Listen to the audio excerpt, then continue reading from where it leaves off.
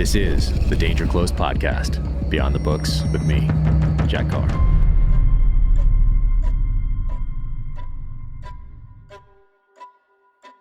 Welcome to the Danger Close podcast, an Ironclad original presented by Navy Federal Credit Union. My guest today, Caleb Brewer. Caleb is a former Army Special Forces soldier, lost both legs serving this country in Afghanistan, and is now the owner of Stick Sniper Archery in Tucson, Arizona. Be sure and check them out, sticksniper.com, Stick Sniper on Instagram, and CK Brewer on Instagram as well. And now, without further ado, Caleb Brewer. Caleb, what's up, man? What's going on? Dude, thank you for coming up, man. Especially just finishing TAC, second TAC of the season. So Total Archery Challenge for those who are listening. And Caleb Brewer, Stick Sniper Archery. Awesome. I got the hat on right here. Love it. Love what you're doing over there. But before we kick off, you just warned me that if we hear some hissing during the podcast, not to worry, it's not a bomb. It's the legs. So what is going on with what you have? What do they do? So what does that do? It keeps them attached. Yeah. And so one of the biggest things with prosthetics is that you get sweaty and they want to like turn in a circle or fall off you or something like that. So I have vacuum pumps, one on each side, and I can control through an app on my phone. I can set the pressure, the threshold in which it'll cycle again, check battery life and all that stuff. And so they pull pressure and keep that thing super tight to my leg, minimizes blisters, minimizes chafing and all that stuff. So I can be super active, and it's about as close as I'm going to get to having a real leg again. So it's awesome. Oh, I'm kidding. Did you have those from the beginning? Like when we met a few years ago at the veteran shoot for Total Archery Challenge with Black Rifle, did you have the same things? Yeah. It was doing that then? Yeah. So it's just a constant maintenance battle, because I think the people that created these vacuum pumps created them close to sea level. So when you bump up to where we're at, 10,000 feet, the air pressure is different and they sense that there's a leak. So they'll cycle a lot more. And so you hear them, it's just like a buzzing noise. And the other thing I have to look for is I have like this neoprene sleeve right here. And then I have one up top, and that's what holds the pressure on. But over time it wears down, it cuts a little hole, kind of abrasion on it if I sit down on a rock or something like that. And then that sucker will cycle, and so I have to do some immediate maintenance on it. Okay. But it's super high maintenance. Yeah. But it keeps me going. And the reason why I had to start using these, the right side is more of a luxury, just to make it a little better and easier for me. But the left side is kind of a necessity, because after I got injured, my left knee is super short below it. Like I have like an inch and a half below the knee. And so what it does is it makes it super unstable when I'm walking. If you do a traditional socket where it's just you sit your leg inside the socket and then you walk, but I don't have a lot of leverage, and so my knee is just wobbling like crazy. So from the get-go back in 2015, they just put me in a vacuum pump, and I've been in it ever since. No kidding. And then and up at altitude. So when we were doing that Total Archery Challenge, or what you did this last week, as you're moving, and it's hot here, like it was pretty warm at this one, and so it's constantly adjusting. So on a normal day-to-day basis, I'm on that app. I will go on there and I'll say, hey, I want to set it at 18 PSI. That's my normal walking. It's super tight. Yeah. And I'll say if it drops below 14, then that sucker is going to cycle and then repump it back up. But because it's cycling so often at high altitude, I jump on the app and I put the threshold to like 10. Okay. So I'll allow it to drop all the way to 8 PSI, and then it'll cycle back up, because otherwise it kills the battery super quick. Yeah. And and then if it's getting loose like that throughout the mountain, I get a little chafing. You can feel it get super loose, and I'm trying to go down something, but okay. Geez, and is it batteries? So battery operated, these will give me maybe a day to 2 days. Okay. I also have on my right side and above the knee, microprocessor Bluetooth pneumatic knee with a shock in it, and that was ruggedized, created for the military, for folks when they got injured overseas to stay on duty. So for like a single above knee amputee. It's waterproof, shockproof. It's got 5-day battery life. It's got all kinds of settings. Like I can do a push-up mode where it locks it straight. I can adjust how much it can bend before it locks out. I can go downstairs, up hills. It has all kinds of stuff on it. It's really cool. Man, That is wild. Yeah. Jeez. And when you're out hunting, then like, what do you take with you as far as like extra things? Like, you know, people when they film a hunt, you know, you take all sorts of stuff. What are you taking for maintenance when you're going out in the backcountry? And are you going by you've done a bunch by yourself, haven't you? I go out by myself all the time, and I don't know. A lot of people call me crazy, but I just love it. I like to just kind of go where I want to go and do my thing and hit it hard and rest when I need to. But if I'm going to be near any kind of power source or vehicle, I take Goal Zero battery packs, like the size of like a car battery. I take a couple of those, and those will give me probably 4 or 5 days of charge because I got 3 chargers every night.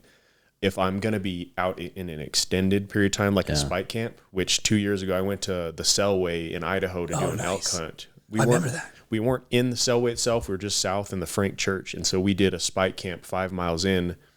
So I actually took 2 spare pumps. So I have the ones that are on my legs. I took 2 spare ones, popped them in my backpack, and then went out. And so that if those ones died, then I was able to swap these 2 out here. But what I found out there is that the pumps are also susceptible to the temperature changes. So when it freezes or gets close to freezing at night, the battery freezes and they won't cycle. So I had to take the pumps off my legs every night, put them in my sleeping bag and sleep with them, put them back on my legs every day, or else they wouldn't cycle. It was like tons of maintenance, but it's worth it because I'm not sitting in a chair at home feeling sorry for myself. I'm out there chasing elk. You are crushing it. It's amazing. It's so inspiring to see and follow you on Instagram and see everything that you're doing out there. I mean, you're crushing it out there. But were you a comm guy? I forgot. I was an 18. So the batteries then. Yeah. Remember the batteries? Oh my God. Did you do cold weather training with? Because I was a comm guy too when I started in my first platoon and second platoon, and I remember having to put the batteries in my bag at when we went to Kodiak, and then also in, I think, Fort Lewis, we did some stuff in January. So the ground was frozen, but it was raining on us. And I remember the batteries, obviously, they go a lot quicker. So I remember putting them in my sleeping bag as well. It sucks the life out of them. You can't let them touch the ground. You got to have some sort of insulated barrier, and you can put them in your sleeping bag, all the better. So they'll last a lot longer. I think the combo stuff helped me a lot with the technology and all the little ins and outs of these legs, and just tinkering with them, because the people that build my legs for me, I go through the VA, but the VA lets me go to a clinic in town. That's a lot easier to get everything made, and they work together really well. In Tucson. Mm-hmm. It's called Hanger Clinic. And so there's you're allowed to choose your healthcare provider in that setting. So the VA will be the ultimate approval of the payments of whatever they want to build for me. But on a day-to-day basis, I have a really good lady that works with me and creates anything I want. So like I probably shouldn't say this, but I'll walk in and they'll hand me a wrench and say, "Hey, put this on your leg real quick. We'll be right back." Because they know that I'll do that stuff. Like I've taken my feet off, these fiberglass feet, and they're too long, so I've cut them with a hacksaw and try to heat mold things in the oven just to get it to work better. Because I don't want to be stuck. I want to be able to do whatever I want to do. So it's been cool, but it's a lot of work, a lot of maintenance to get there. Yeah, I bet. And then does all the working out help you too? Do you do tweaks based off those workouts? Mm-hmm. Yeah. So I have different shoes, and I can swap out my feet. I can unbolt the current feet that I have on, put on new feet with different shoes that are better for lifting. But the gym stuff has been a lifesaver. It's been so good that I'm able to go out into the mountains and feel super comfortable walking around. Because when unfortunately one of the biggest hurdles for amputees and folks in wheelchairs is curbs, ramps, stairs, grass, hills, and stuff. And so early on, I made it a goal of mine to be so good at using prosthetics that stuff's not going to bother me. I want to worry about the other stuff, and I don't want to be, because the urban jungle is pretty scary when you got the mobility impairment. Yeah. So man, that is wild. So when you see you working out, you're doing sled pulls, and then you're doing deadlifts, and you're doing all these amazing things. But yeah, now that you mention it, it seems like that you let some people kind of like tweak in the lab, so that when you get out there in the Frank Church and the Selway, it's not the first time you're dealing with a certain thing, because you've been moving around in that gym and making tweaks the whole time. Yeah, I got picking stuff up off the ground is the biggest thing, because I don't have ankles, calves. I have minimal hamstring on one side, and so I'd had to be real careful about picking things up off the ground and learning how to do it smartly, because otherwise I got to bend my back, and you can tweak it a ton. So I think since I got injured in December of 2015, I've spent hours and hours and hours in the gym finding out what works, finding out what doesn't work. And it's really paid huge benefits. Like for instance, we did Total Archery Challenge the past couple days. We did 3 courses, Friday, Saturday, Sunday. And on each one, you're having to walk up and down steep hills. I'm carrying a pack, I'm carrying a bow, and I have to pick up things from the ground like arrows. Like if my arrows fall on the ground and my walking sticks fall off the ground, I have to pick it up on the side of a mountain with dirt and rocks. And so I didn't get injured, and I feel really good after it. So it's like, okay, I was mission success on that one. Man, so what great training. I mean, great training for everybody going to TAC and figuring out your gear, figuring out what works, figuring out what's loose. Like it's such a great, such a great event. And they have, how many do they have now? It's a lot. There's a ton. I mean, they're all over the country.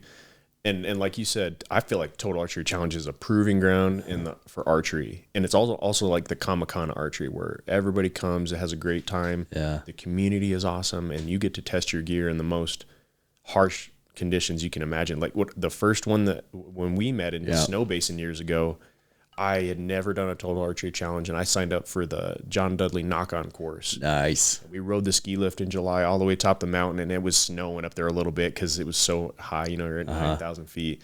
And I remember I had Jonathan Lopez, a dude missing one arm, shoots both his teeth, and I had another guy, Matt Pavlin, missing one leg. So here are us gimpies walking down the mountain, and the first shot, you come to a cliff edge, and you're facing almost straight down at a 40-yard shot. And that was like, whoa, this just got real. And it took us about 9 hours to get off that mountain. It was about 4 hours, and I broke 12 arrows, and after that I got back, and I was like, I really need to up my game after that. So serious. That's why I have you do I ask for 100 or 50? I forget. I think a bunch. I ask for like 100 every time. Yeah.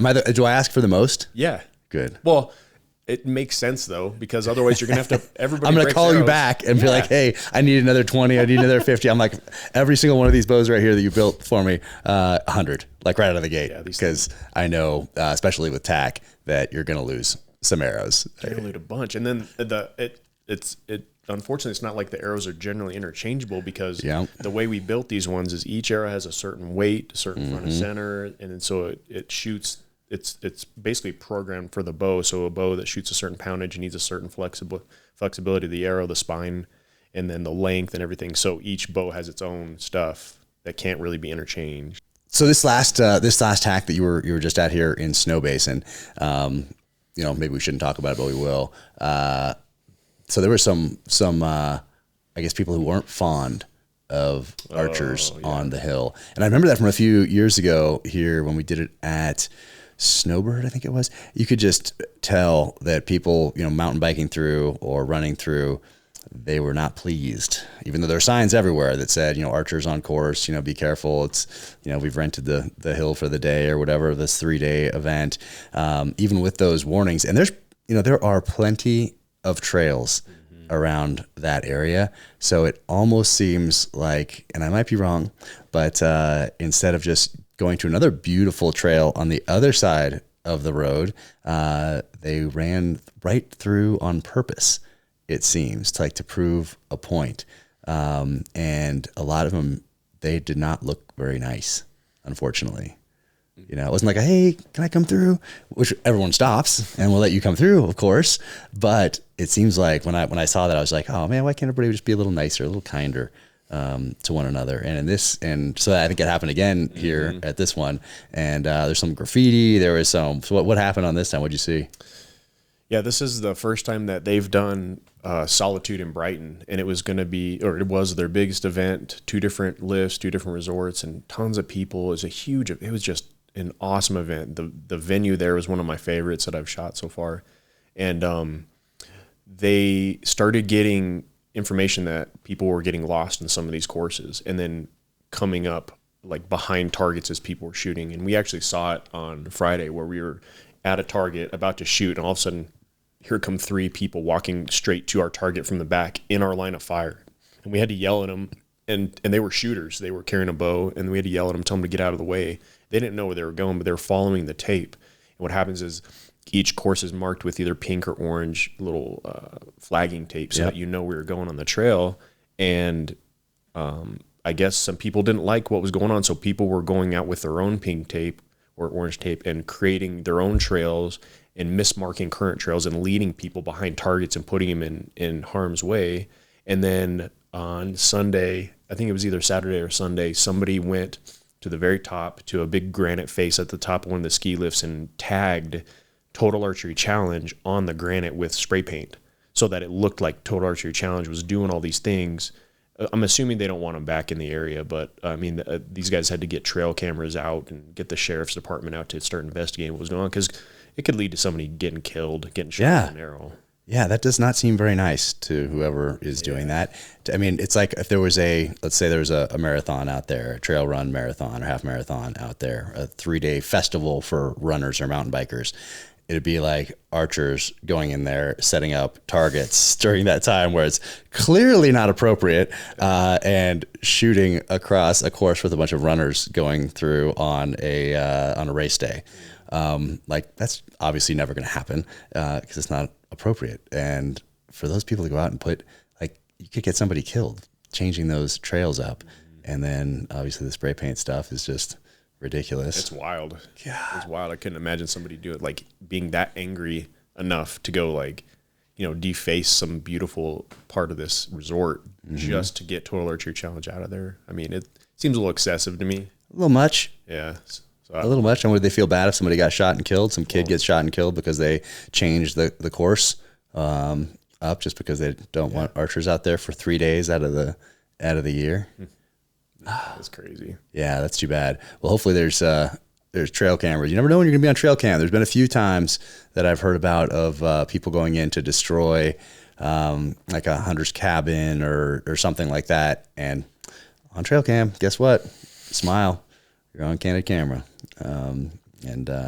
So, gosh, that's just rough. So did you start thinking about that then? I mean, we're always thinking about that sort of thing, like regardless of what range we're on, if we're shooting anything, you're always thinking about what's behind that target, even if it's in a official setup type facility. Like, it's just in us to make sure that things are all right and cease fire if you see anything unsafe and all that sort of a thing. But even with that, gosh, that's just scary. Wish people could be a little kinder to one another. Yeah, and I mean, it's one of the rules of firearm safety, know your target, what's behind it. And so I work with my family because we hiked yesterday. We had 13 folks and 8 shooters and a couple parents walking and then 3 kids. And, you know, the kids kind of wander around and they're making sure they're not going in front of the line of fire. So we're pretty on edge looking anyways. And then having that information, we want to make sure that nobody's behind the targets. Because in Park City last year, there were some mountain bikers coming up a trail. I think they had just bypassed where they shouldn't. And so we had some coming behind a target. So we had to stop and let them go. And but it's just, you just got to be aware, especially if you're going to be shooting a bow. It's just your responsibility to make sure you're being as safe as possible. Yeah. Oh man. The times I've done it, like those courses are labeled. They're very clear, like where to go. And a lot of people on course you're following, it's like golf, you know, it's like you're on a golf course. It just happens to be on a mountain, but everything's so clearly marked. And so they do such a good job with that whole thing. Do they still have stations set up? Like we get little snacks and stuff as you're going and all that? You need it. They put that water in, usually in the middle, and sometimes they'll have porta potties depending on the ease of access. Then they'll have a speaker playing some music so you can hear it a little ways, and it gives you like that little mental boost. You can hear some music. Yeah, it's turned into a party. Yeah, because it's a long day. We did the black rifle course on Saturday. It's 25 targets. I think it's somewhere between 3.5 and 4 miles. And since we had a decent group, it took us about 6 hours on the mountain to get it done. Part of it was because they had so many people sign up, and so it got a little backed up. And they had to reroute part of that course. Like you had got to the top of the ski lift and you had a mile walk to the first target because of all this stuff. They had to reroute a lot of things, their targets. So it took a while and we were just smoked, but it was just a great day. It was kind of cool to see everything come to fruition because last year in February, I went to my family and I was like, hey, do you guys want to shoot a bow? Do you want to go shoot Total Archery Challenge and do a family summer vacation? And everybody said yes. And then I was like, oh man, what did I get myself into? Because nobody shot before. So I had to get them all, like they had to all find their own bows and everything. And then we started practicing and shooting. And last year was a little rough because TAC is kind of a varsity level shoot. It's not. They have the kids course. So they still have the kids course? Not this year, not on this one. They just had that practice range. Yeah, they had a practice range because some years they have the kids course where they have like dinosaurs, 3D targets set up for the kids and stuff like that. That's kind of fun. They should keep doing that. I think that would be awesome. Yeah. It just depends on the venue. Right where you are. Yeah. But yeah, everybody had a great time. It's all smiles. Everybody's shooting. A lot of hits, a lot of broken arrows, but it's fun. That's how it goes. That is definitely how it goes. So when you're out by yourself in the places that you can carry, are you carrying pistol or are you carrying like a 10 mil or something? I carry my 45 or my 40, my Glock. It's usually when I'm down, because I'm down in southern Arizona in Tucson, and usually there's the Interstate 10, and anything south of the I-10, you're probably going to run across the illegals. So usually when I'm carrying a pistol, it's for that purpose. Because the black bears down there and the mountain lions, I've had them and they just kind of run. So the only thing that I'm usually worried about is illegals. But typically they got a job they do and they kind of steer clear of you. But there's been situations where I'm up on top of a mountain, I come off the saddle and you see like what was like an old little foxhole, sleeping bags and pillowcases and old food wrappers and stuff. So you know they're around. And if you're sitting on a hill with the tripod and binoculars glassing, you usually will see some. So if I'm south of the interstate, I'm definitely carrying a pistol and when I'm by myself. But north of it, usually not so much. I'll have one with me, like in the truck or something. Yeah. But there's not really a huge need for it. Have they out because they've already met up with their next mode of transportation by then, and they're moving up into the rest of the United States? Yeah, you got the I-19 that comes from Nogales all the way up and intersects with Tucson where it ends, and then Interstate 10 goes east-west, California and Texas and all that stuff. So basically, once they hit that hub, they all disperse and everything. And we've seen some wild stuff. At one point, I was a cop for 1 year in my career, and we were at Pima Community College on the west side of town, and we were looking around. We got some reports of some people like hiding in the bushes, so we went to investigate. There's nobody there, but we legitimately found like foxholes, like dug where you lay down in the prone with sector stakes, interlocking sectors of fire pointing at the school, and then behind it were all the like straight up like canvas burlap sacks, Hecho in Mexico with like had modified the shoulder straps, all the cellophane wrap where they had like dumped everything and then moved it on out. So you're like, I mean, it's there. So that's why we're like pretty on edge about it. And then all the illegal folks that are coming through all our hunting areas are actually changing the deer patterns too, because they're not going in the same areas. This past August, I was out looking in a really good area, and I came up to glass and started glassing, and all of a sudden, Border Patrol helicopter starts doing like an hour's worth of low-level flying and like trying to herd a group of illegals while there were 3 Border Patrol agents on foot running through the desert trying to capture up with them, and the helicopters just blowing out the whole area. So it's changed our hunting too. All that stuff, dude. Yeah, it's crazy. That's wild. They did a little course with BORTAC, their Border Patrol Special Operations Unit in Southern California. Gosh, it's been years ago now, decade plus, I guess.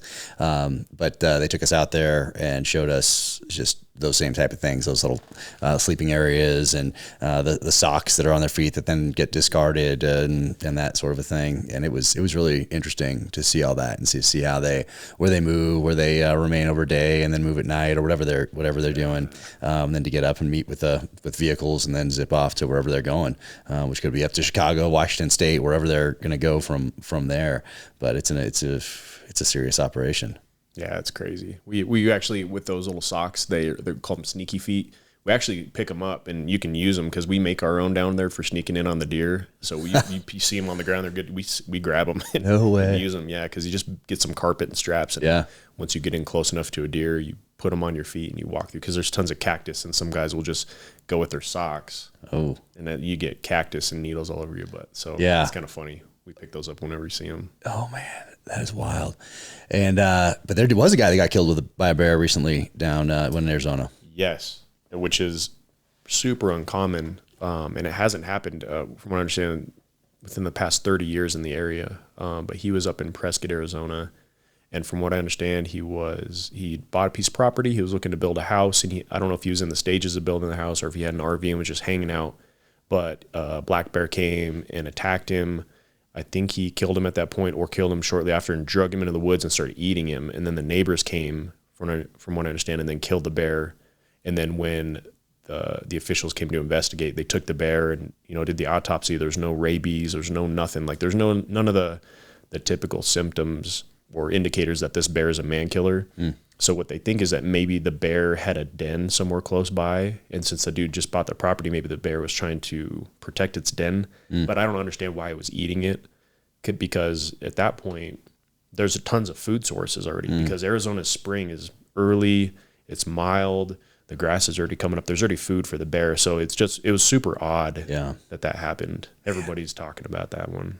Man, you see it like on all the trails around here. It has mountain lion, moose, elk, mule deer, black bear. And when we first got here a few years ago, I was like, you know what? Maybe someone saw a black bear in 1950 around here because I haven't seen any yet. I was outdoors at the time quite a bit with the kids and hiking and all that stuff. And I was just kind of like, yeah, maybe a long time ago. Didn't see anything first year, second year, third year, fourth year, fifth year. And then this year, there have been multiple black bear sightings around here. And one right by our old house, which is closer to town, and right by one of the front doors of our neighbors. And they sent us a picture. And good looking, good sized black bear. Yeah. Those bears can get big. And they should be right around here, like this area right here. But I haven't seen one up here. And there's definitely mountain lion up here. They've seen me, but I haven't seen one of them yet. But they're 100% up here. This is a great spot for them. If there's the food, they're going to be here. If there's all the moose and elk and deer calves coming down, they're going to be here for sure. Oh yeah, man, that's wild. So have you seen mountain lion? I've only seen 2 mountain lions in the wild. Down by you or somewhere else? Down by me. One was a few years back. We were on a hill glassing up for some Coos whitetail. We had one we were looking at, and then on a hill kind of lower below us, about 300 yards away, we saw one walking the hill away from us to our right, and it was just covered in blood on the side of its body. Wow. And we couldn't tell whether it was a bullet wound or scratches or something. We were thinking maybe a mountain lion tried to get at it, and then it got away. And so we watched it, and it went away. It wasn't one that we were after. And so the next day we came back to the same hill to look for the deer that we were going after because it was a nice deer. And then we saw a mountain lion trail in that same spot. And I was there, and I had my gun next to me, and I went, and the mountain lion is falling just on that path going pretty quick, a quick walk. And I grabbed my gun to go get it, and I looked away, and it was already out of sight. Like, it was just a split second. I mean, I probably saw him for 5 seconds. Yeah. And then about a month ago, I was up doing some preseason scouting, and I saw a mountain lion in the grass, like half a mile away on the top of a hill for 2 seconds. Just saw that tail and that body, and then it was gone. And that's all I've ever seen. Yeah, man, they're wild. That's such a cool animal. But yeah, so so James Nash, Six Ranch Outfitters, is that it? I think so. It's James Nash, former Marine, and he posted a video on his Instagram, and he said, I almost didn't take the 10 mil today. And he was out there. I think he was in Washington State, but I'm not positive. But anyway, he's somewhere in the Western United States, and took that 10 mil kind of last second. And sure enough, he's out there, and black bear was on a kill, and just got a little too close. And I think he says he smelled it first. I think, I'm not positive about that, but I think right when he smelled that kill, he turned, and black bear was charging him. He was just so close, and wind was in his, was in his face. So bear spray would have come right back and got him. But he took that 10 mil and put that bear down, and said he felt very fortunate that day. 2 rounds, I think he said. I mean, I've never been charged by a bear like that. I can't imagine like the adrenaline rush and it's you or them. I mean, luckily he was carrying that day, because that could have been bad. Yeah. Seriously, man. I was in Alaska a few years ago in the Admiralty Islands, and oh my gosh, it was beautiful, so beautiful. And we're hiking up these stream beds, and you're seeing 20, 30, 40 a day, brown bear. And you're with somebody, Mutz is her name. She's a second female Alaska master guide. Her mom was the first, so she grew up doing that, and she's like the bear whisperer. So I was always like looking at her, and if she got nervous, then that's when I would get nervous, because growing up you'd always hear don't get close to mom and the cubs and all that stuff. And we're hiking up these rivers, moms and cubs everywhere. So I'm just like, whew, but it was beautiful. And sometimes you're kayaking up them. You take the kayaks from the boat and go in, and you're kayaking up these rivers to get up to a point where then you pull them up on shore, and then hike in a little ways further. And it's really, really cool. But you're seeing so many bears every single day. It's wild, man. It's wild. But we didn't get charged almost by one who was young. So he comes in, and we're looking at it, and she's like, hey, he's legal. And that's not what you want to hear really from you want to hear like, oh my, this is the biggest bear I've ever seen. That's what you want. You want that old one who's past the prime, and really all he's doing now is, killing young ones and that sort of a thing.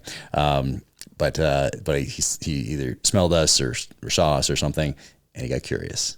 And so he starts coming in close. So I'm off safe. I'm finger on trigger. I'm like just listening to her. She's right behind me. We're kind of elevated a little bit, and I have it on video. So I'm watching it come in because I know because I'm like, I don't want one that's legal. I want something that's old, and whose time is, it's time.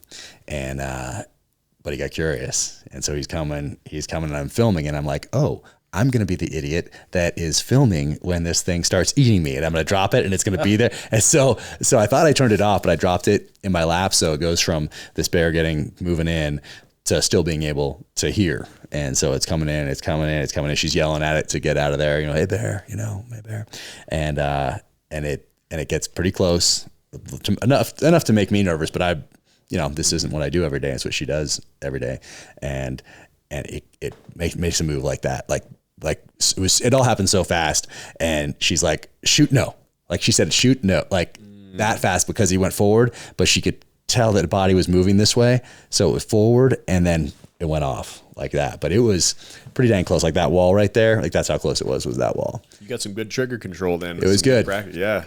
Yeah, no, it was good. I was ready. But I mean, it was so close. Anyway, that's just how. That's a hard thing to do, to be in that position and not pull the trigger, especially when you're that close. Yeah. You have that, you're like, it's impending. Yeah. First it was like, too young, I mean, it was legal, but I want, and then it was like, oh, now it's getting serious. So I was ready, but I'm glad it didn't, I'm glad it went down the way it did. Yeah. It wasn't, I don't think it was that one's time, so that was cool. But that one over there, that skull, the monster is a monster bear. Yeah, that was a pretty serious one. That was legit. But it was my friends he wounded it in Kamchatka, Russia. So I'm out there doing research for Savage Son, so my third novel, and a large portion of it takes place in Siberia, and there's a hunting aspect to it, and I just knew how important it was going to be to go there and put boots on the ground and just kind of see that. Talk to the people and see what they eat, and then just really kind of immerse myself in it. So went over and so he wounded that one, and I don't think they do this in the United States, but they took us in after it into some really, really thick stuff. And the rifle that I had wasn't a rifle, it was a shotgun, and had slugs, and it was one from the guide. He handed it to me, and it was like all rusty, and I can't remember if I realized it then or after. I don't know if there's conflation going on in my mind, but I think I realized that it was made because I'd done so much research or maybe it was in camp. I realized it. That would make more sense. Regardless, I think something told me like this was made in the AK factory, like back in the day. So I was like, okay, this is going to be, like an AK. It's going to work. Because I didn't know there's no test fire. There was nothing. And then he hands me, remember in Road Warrior at the end when he has like that sawed off shotgun and he shoots it. It's like, and like one works and then the other one.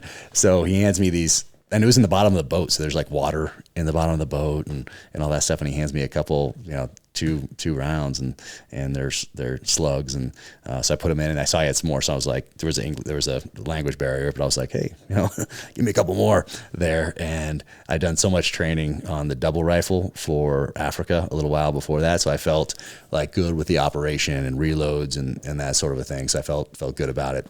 But yeah, then we went in just online, just like back in the day, except instead of a platoon or an element of some sort, it was the three of us, my buddy left flank, guide in the middle, and me right flank. And we're going, and right where kind of that wall is right there, as we're moving through this super thick stuff in Russia, this bear just rears up, boom, like that. So I just turned and put two in the chest like I would a human, upper chest, and it dropped and ran off. And I did my reload, which was, it was pretty slick. The reload was pretty slick. So got two more in there, boom, just kind of scanning, just like you would for a person. Got to move position a little bit and do all that. And then we start moving in that direction once again online. And then we see some branches moving in this super thick clump of stuff. And then hear this breathing. And I'm like, okay. So the guide kind of points and tells my buddy to go around this little pond on one side, and tells him to take a position over there. And then he tells to go to the other side of it, and he's going to scare it towards me. And I was like, okay. And I was like, wait, what? I was like, wait. And then, so I got to the other side. I'm like, oh, this is a very bad idea. So I'm like thinking in my head, because I don't really have much experience with bears, that, okay, if it charges me, it's probably going to be on all floors. So I just knelt down, not really thinking that maybe, it would go straight in either the head or go right under maybe into his chest or whatever. But I got 2 rounds and 2 more of these things that I hope are going to work. In my mind, I'm thinking about Mel Gibson in Road Warrior. And so I'm waiting there, waiting. And then I heard the death bellow. So we waited a little while and then went in, and it was that thing. It was enormous. Yeah, that's an understatement. Yeah, it was pretty crazy. But a lot from that trip made it into the pages of Savage Son, which is probably the most there's hunting in all the books, but that's probably the most hunting centric and most archery centric of the novels. That's one of my favorite ones. Oh man, thank you. What's that? There's that movie. It's in Africa. I think it has Val Kilmer with the lions. Yeah, is that the something in the darkness? I'm forgetting right now, but yeah. That's what I'm picturing right now, where he goes in and he takes the other guy's rifle and he misfires, and he's like, never take an untested rifle into battle. Seriously, that's what I'm thinking. I'm violating all my rules. But in the heat of the moment, what else are you going to do? You got a wounded bear in the brush. Yep. I'm not going to say I'll wait here, guys. That's just not in me. Guys, I'll back here. I'll guard the boat. It's just, that's I'll be here I'll be with the women and the beer. That's just not in my DNA. So yeah, it wasn't even really a question, but yeah, I couldn't stop thinking of the Road Warrior thing. I've only ever had one encounter with a grizzly, not even a brown bear, but a grizzly who was in Idaho one year before I was in the Selway, and we had a group of buddies that were going after some elk, and they kind of spooked. So we left 3 of us online, and the rest of them kind of called their way out of the area to see if they would come back. And it was me on the left end, and then 10 yards away another dude in the middle, and then again another guy. And I'm looking ahead, and all of a sudden I hear like a psst, psst, and I look over my guy, and between me and him is a big grizzly bear that just came from behind us and just stopped on line between 10 yards between us.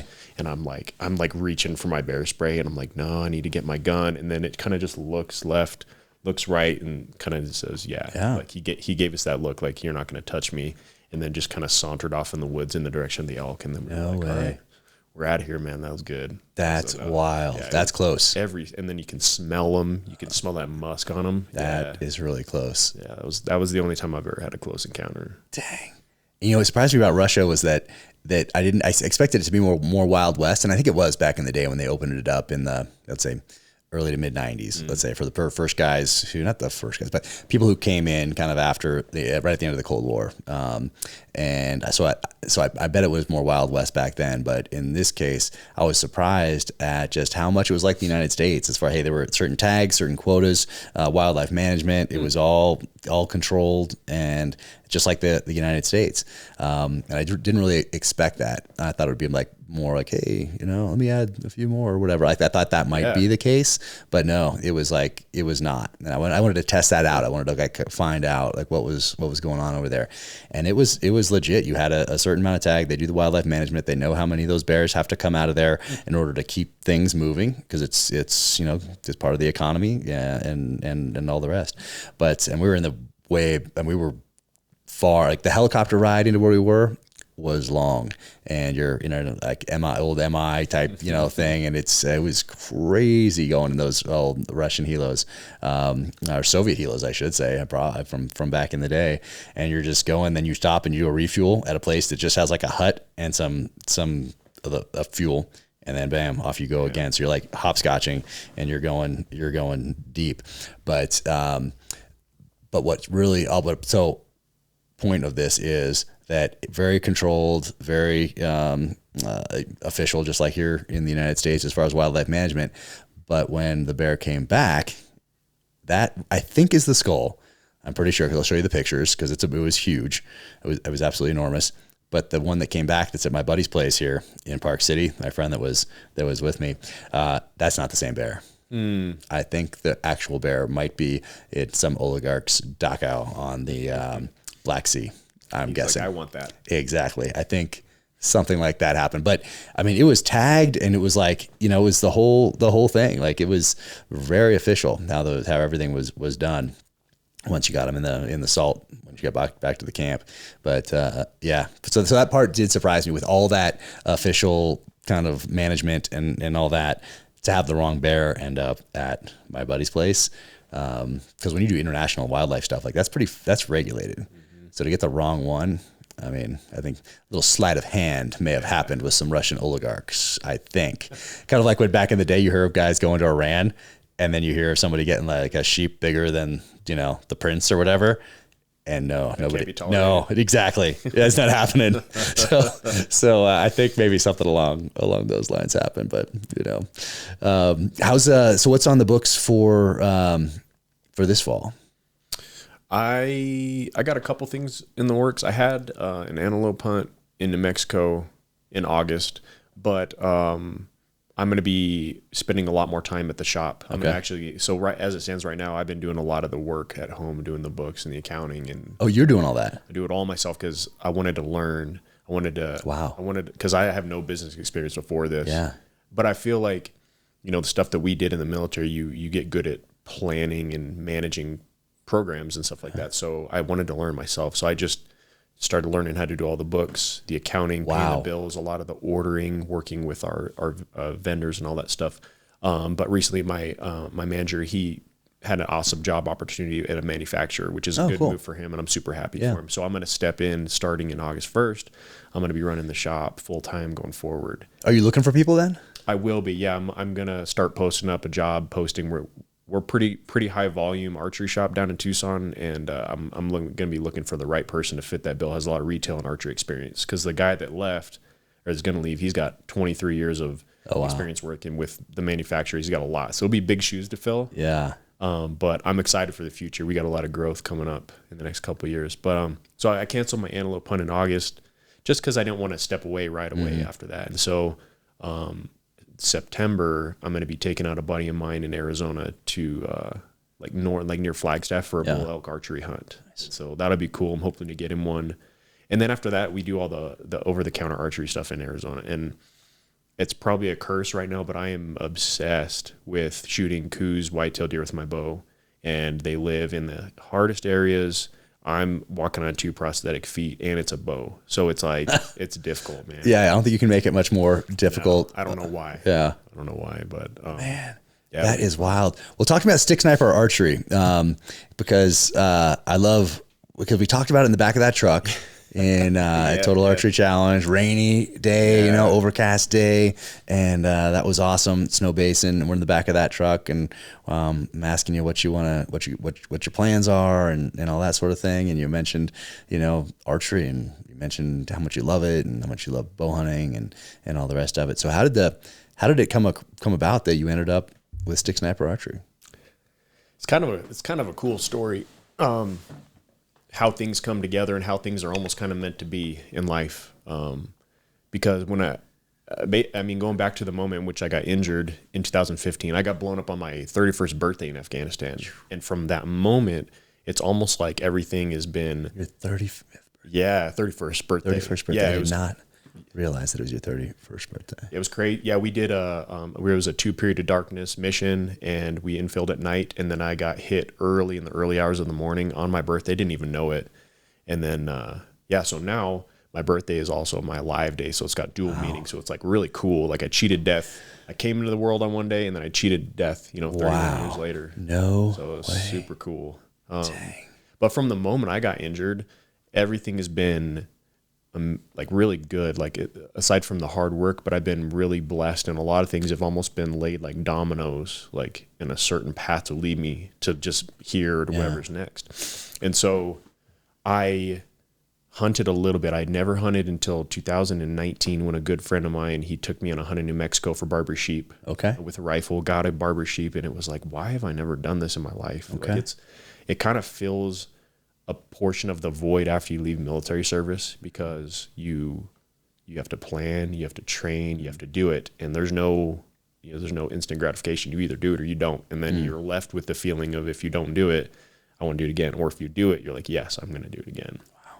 And so after that, I did a couple hunts with the rifle, and then I thought to myself, man, I want to try a bow. And so my father-in-law had this old PSE Nova from like the 80s, and he gave it to me. He's like, here you go. And I was like, this is awesome. So what do? I'm a good tactician. What is the first thing I do? I dry fire that sucker. Oh no. Yeah. I was going to ask you, did you take it to somebody first? Cause it might need a little bit of a tune up. No way. You just dry fire it. I didn't know what I was doing. Oh I just man. Dry fired, broke that bow. Man. So I took it into one of the local shops owned by a combat Vietnam. For anybody listening, that means don't dry fire bows. Please don't, because at our shop we get it all the time. And some people know or don't know to do it, and they'll dry fire it on accident, like I did. But like in the store, or they'll bring one that they dry fire. Yeah. We had what happened. It happens, and and sometimes people don't get into their shot process properly. So like, say you train, this is how I shoot, this is how I stand, I load my arrow, and what's going on in my mind. And so some people don't have the proper shot process. And so say if you're going through your shot process and somebody talks to you, your mind gets interrupted, and then you don't remember to put the arrow in the bow, but then you pick up where you left off and you just draw back.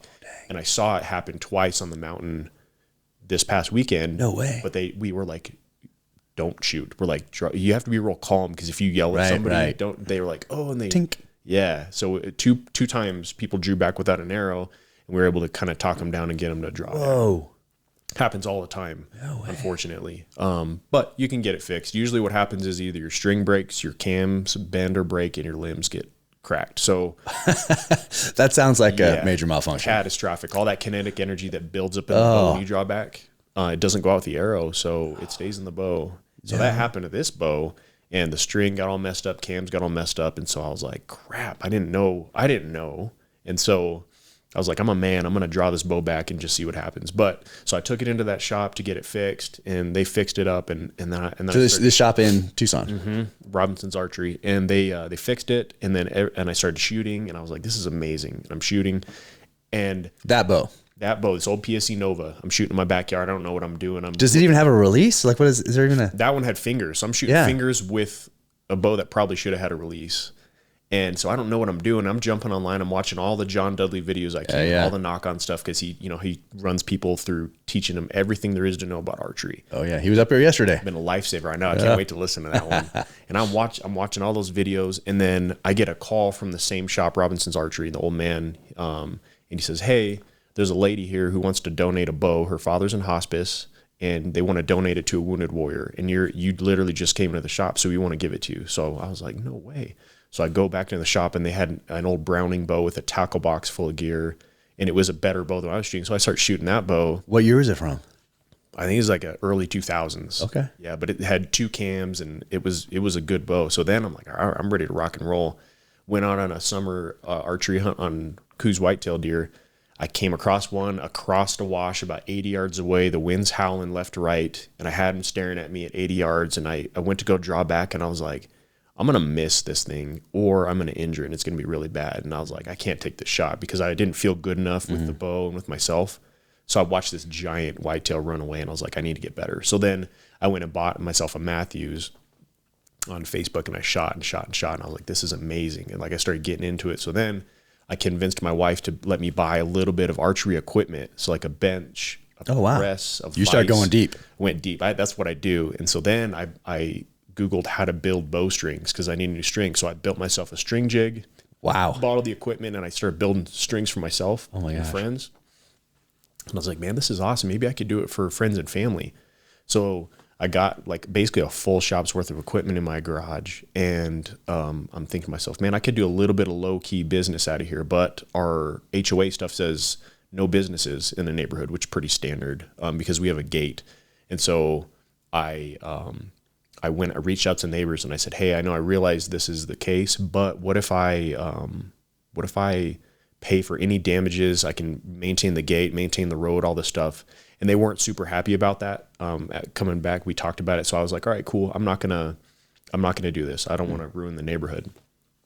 So at the same time, I have a garage gym at my house, and I'm training people in the gym because I love it, and I've been blessed to learn a lot of stuff, so I want to give back. So I got wounded warriors, disabled civilians, friends and family coming into the gym, And it was a decent amount. It was like 7 sessions a week. We got 20 some people coming in, but no business, no LLC, no payment. I was just like, we're having fun and we're doing stuff and everybody's getting better together. And so my neighbors thought I had a business. And so after I asked about the archery thing, they came back the next day with like a 5-page lawyer letter and says, we're going to take you to court and sue you because now you want another business, you're making money. So it got real messy after that for a while. And so I'm just super down. I'm thinking to myself, what am I going to do with all this archery equipment? What am I going to do? And that's right when that was the January, right before we met at Total Archery Challenge. So then I had my buddy, Jonathan Lopez, comes up to me and he's like, hey, COVID is happening. Operation Enduring Warrior, which is the nonprofit that he worked for that helps out veterans and first responders, they are having trouble because their big thing is Spartan races, and Spartans got shut down. So he's like, we're looking to start an archery. So he's like, let's do it. So I was like, okay, that'd be really cool. So we started up the archery program right as I met you and Evan Hafer and all those guys at Black Rifle at their very first veteran adaptive shoot. And so I met you and we're talking and I'm thinking about the archery shop and we're all fired up talking about it. Met a lot of good people and networked. And I went home and we started building up the OEW archery program. And I know this is a long story. It just kind of leads together. But we had this awesome program. And we did grants for equipment. We did training camps across the country, 3D shoots, hunts, got a dude a job at an archery pro shop, got people to the Paralympics. Wow. It was awesome. And so what I told OEW is I got a year with them. So after the year passed, I said, hey, I'll help mentor you guys. And so I'm going to focus on myself with this business. So I'm looking at starting my own shop. And archery business is cutthroat because it's like a car dealership. You can't, your bows need to be within your region. You got to get approval to sell Matthews, Hoyt, Bowtech, PSC, all that stuff. That's what Dudley was saying. I was asking him about how it works. Yeah, it's crazy. So you're supposed to, like, technically, you got to, technically I'm in Tucson, Arizona. That's my region. Maybe Southern Arizona.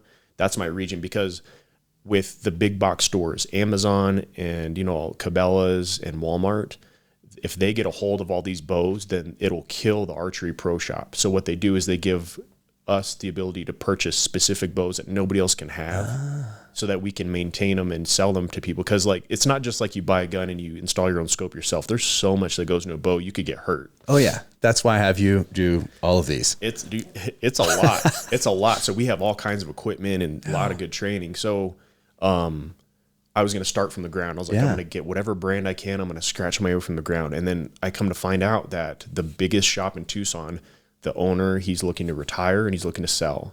And I was like, cool, I'm going to try to contact him. And I got his phone number and called him. And he was like, yep, I'd love to make a deal. And he was super fair. He was a kind guy. We made a great deal. Nice. I was able to get that shop. And then they had 11 years of history. So it'd been up there 11 years. Yeah. Okay. Doing great. Doing really, really, had great people. They got a good reputation. And so we're able to build on that. And so archery is kind of like some of the shops are in the like little old school, like as far as technology, websites and marketing and online sales. So like that's what we're capitalizing on right now. But and they already had it set up for like this region. They're allowed to sell X, Y, and Z type of bows. Yeah. And so you step into that. Yep. We're maximizing what we got. So they had we're able to sell Hoyt, PSE, Bowtech, Matthews, Prime, and Raven crossbows. That's almost everything. Yeah, it's literally a dream not everything, but true. that's a good chunk. Yeah, it covers the base for what we need down there. And I mean, we're always looking for more I'm always looking for like the small niche products and stuff like that to bring other people in, especially veteran-owned products. Like all the slings on these bows, they're magnetic. And they're made by Jacked Gear, which is a veteran-owned company, and he comes to every Total Archery Challenge. Nice. And we love supporting those guys. Oh, very cool. Really well. Very cool. Yeah, right there, there, and then on my son's, which is inside somewhere. Oh man, that is wild. Yeah, because I was curious how that works out because sometimes you walk into a store and there's no Bowtech here, but there's Hoyt, or you walk into one and there's Hoyt, but there's no Matthews or whatever. However that's worked out. So that is wild that timing happened to work out with that. Yeah, you wanted something and it happens to be for sale. It just, the timing couldn't have been any better. I couldn't believe how it happened. Cause like I said, I was ready to be just in the trenches and working and just being the small shop and just working my way up. And then this happened. And that's why I say all the way everything happened from the moment that the old man at Robinson's was like, hey, we have a bow for you that wants to be donated to a wounded warrior. All the way until now, it's like, I'm working my butt off, but it's not, it wasn't like I'm having to hustle on the streets like really, really hard. It's almost like it's just natural. This is the way it should have happened. And so I'm really excited for the future. Like I want to grow the shop. We want to get a bigger facility. We want to do a lot more outreach with veterans and kids and grow archery. Because for me, the archery has been super therapeutic. And I know a lot of people have their different methods, meditation and cold plunges and, folks getting into ayahuasca and all that kind of stuff.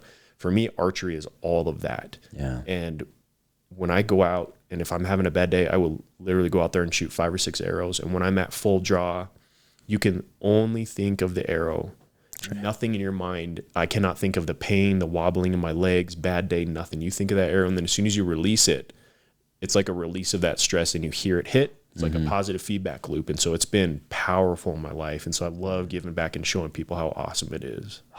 Man, it's so awesome. I'm so fired up for you. When I saw that, I think I saw it on Instagram first, and I remember exactly where I was. I was at Airbnb just across town here, working on one of the novels, and I saw it pop up, Stick Sniper. I'm like, what? And I texted you immediately, and I'm like, dude, this is happening. Congratulations. I want a bow. Just whatever you build. I'm like, whatever you have there, doesn't matter. Just make me whatever you would make. And that was just that fired me up so much to see that, and then to text you as soon as I saw it. But so growing up, did you grow up in Arizona? I forget. Yep, I'm born and raised in Tucson. Okay, so you're right there.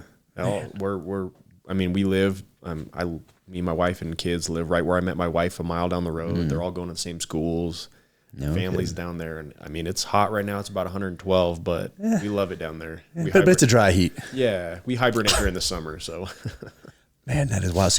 So growing up there, and I forget, you're a police officer first, and then went to the military? So I was my time in the military was in the National Guard, and so I joined. What was that path? In 2005. So I graduated high school in 2003.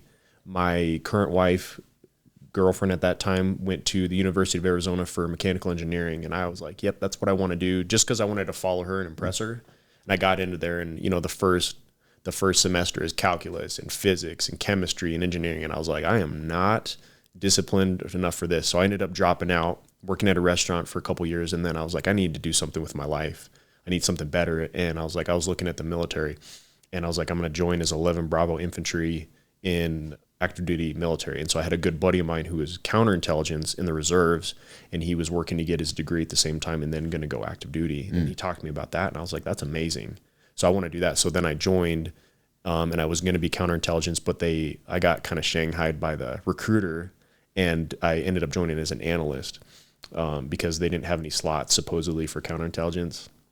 And so as those recruiters, man. Yeah, I didn't know. I mean, you don't know what you don't know. You feel so intimidated going through MEPS, and you're like, you get prodded and poked, and you're just like, all right, just get me out of here with whatever job you got. But like I said, I think everything happens for a reason, because when I got to basic training, a friend of mine had a book called Get Selected for Special Forces. And it's this book that was written back in 03, 02, something like that. And it's not like a how-to, it's not like a cheat code. It's basically like, if you want to go to selection for the Green Berets, here's how to prepare your body, here's the mindset you need, stuff like that. And they want you to be independent and take that information and go with it. So I came from an Intel background, and I was like, at that moment in basic training, I said, I've made a terrible mistake on what I chose for my path. I was like, I want to be an SF guy. That's what I'm going to do. So fast forward a couple How are there books? How are you having books in basic? Like I don't know. It might've been in reception or something, like right beforehand. Okay. But I just remember sitting I thought they take everything. Don't they like take everything and you're only like given your toothbrush and what they issue you? Isn't there that portion in reception, like where you still have your civilian clothes right before they take everything from you, and they shave it was like in there, So like that first day or night or whatever, whenever you get there. Where is basic? That was Fort Leonard Wood, Missouri. Okay, and I just remember sitting on a bunk with him, and he was above me. His name is Ben Lovell, tall, skinny dude. He ended up going to the 20th Special Forces Group out of Alabama, and I think that's why he had that book, because he wanted to be a Green Beret. But he was in Intel, and we were sitting on the bunk, and he's had this, and I was like, let me see that. And I read through it a little bit, and then he let me finish it later on before we ended up like getting hammered, getting on the bus, shaving your head in uniform. Okay. And that's when I was like, I should have done this. And that's the moment in which I was like, I'm going to go be a Green Beret.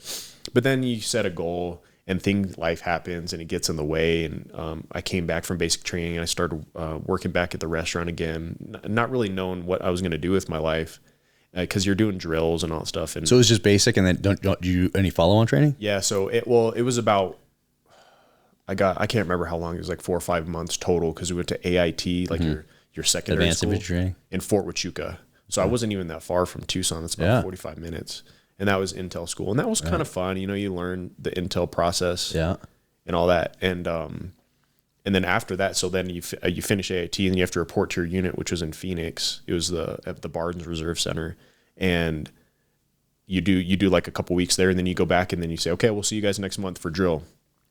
And I was just not jazzed up about it. I was like, I was like, I should have done something else. So that seems fairly relaxed the way you're describing it. Like there's no looming deployment. There's no. It's just interesting. So I got out, finished the training in 2006, somewhere around April or May 2006. And then I went back and started working at the restaurant again, and figuring at that point I was back at square one. Like, what am I going to do with my life? You know, because I wasn't going to college at that point. I had my clearance and everything. But in 2007, I got married to my wife. And then right after that, in August, we got mobilization orders to Iraq. So we got married in August of 2007. June of 2008, we were in Iraq for 13 months. What are you doing there? That was Intel. So we were in Baghdad at the Corps headquarters. We were reporting to General Austin, 18th Airborne. We did a little bit with General Petraeus. I didn't brief him, but I was in on some briefings. But I was a specialist surrounded by a lot of brass, and so it was interesting. But I worked the Shia problem set. So like I was in charge of the Shia, or I was the night shift NCO for the Shia problem set, and it was right after the surge. So it was a lot of stuff going on, Jaysh al-Mahdi and all those guys down south in Iraq. But I stayed in Baghdad the whole time, and I was like sitting there looking at all the dudes coming in from the missions, getting intel from us. I'm like, man, I want to do this. Did you talk to them? Oh yeah, they had their beards and all the kit and everything, no patches and everything, and I was like, this is awesome. And I'm just the intel guy. So not to say anything bad about it, but I just this burning deep desire to do something better. And then that's when the goal resurfaced for like going SF. I was like, I got to do this. So then I started training hard. I rocked around Baghdad so much, pull-ups, push-ups, just training and reading, prepping my feet. Okay. And then we got back from Iraq in August of 2009. And then I put in a request to transfer over to the 19th Special Forces Group here in Utah at a Camp Williams. Okay. And they accepted it like right away. So by November, I was out of the reserves and in the National Guard and the training group. It was called the REC, Readiness and Enhancement Company. It's where all this the young guys come in, and you got to pass all the gates. You had to get your physical, your SF physical taken care of. You had to pass a 12-mile ruck in 3 miles, carrying 45 pounds dry, up in the mountains in Camp Williams at like 6 or 7,000 feet elevation. You got to do your pull-ups, your push-ups, your run, swim, and all that stuff. And then I passed it, the gates. And then 2010, I went to selection at Fort Bragg in June, which was just awfully hot and miserable. Passed selection. July, my first daughter was born. And then the end of July, I went to airborne school at Fort Benning. And then November of that year, we PCS to Fort Bragg, and we were there for about 2 years. Oh, man. It was just back to back. That's pretty solid. But going back to that Iraq deployment, what do you remember from your target set, or just from Iraq in general? Were you just focused on what you were doing the best job you could, or were you thinking more like, okay, were you thinking any long term, what we've been doing up until that point, what the future is there? What are your thoughts as you're doing? And does anything stand out from that deployment to you? Yeah, it was, well, I mean, so I was bright-eyed and bushy-tailed going in there. I didn't know anything except for like our pre-intel briefings. But then you get put at a high level, at the core level of what's going on. And a lot of us were just wondering, like, what are we doing? The whole nation building crap. Like, what's our end goal? Because this was 2008, so it's been 5 years by then. It was just after the surge, so we're still seeing all the same stuff. So since I was focusing on the Shia problem set, the Shias are a subsect of the Muslim faith. There's the Shias and the Sunnis. So in Iraq, the Shias were the dominant. There's like way more Shias than there were Sunnis. There was a lot of ethnic cleansing going on in Baghdad right before we got there. A lot of violence, going door to door, seeing what sector you're at and killing whoever they could. That was the opposite. And what we started seeing a lot was the EFPs. And EFPs are like a specific weapon that's used in specific areas. It's an explosively formed penetrator, and it's basically like a copper disc of varying sizes. Like you could have like a 4-inch one, 2-inch one, all the way up to like 10 or 12-inch diameter.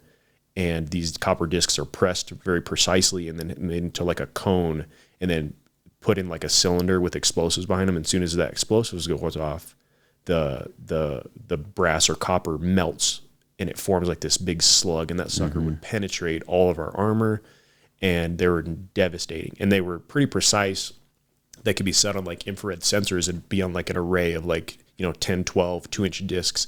And they were so precise that they could hit like a gunner on a vehicle's head as they're driving by. It was real gnarly. So we did a lot of studying about that and looking into it. And there's a lot of like stuff that pointed to those things were being made in other countries. And so one of the things that really frustrated us is that we had like solid intel packages that stuff was coming from somewhere, but nothing was being done about it because the focus was on Iraq. And because they were Shias, there was also the reconciliation going on at the same time. So all the bad dudes that were Shia that got captured, like Asab al-Haq, Jaish al-Mahdi, Kitab, Hezbollah, I think, KH, they were like, a lot of these dudes were captured and in prison, but we had to go through reconciliation, and we were looking at releasing all of them. So all those target packages and all their history came through my desk, and we had to vet every single one of them. And every single one of them, we said, absolutely do not release these guys. They're going to, as soon as they get released, they're going to go back over to Iran. They're going to start training up their other guys, and they're going to come back and wreak havoc.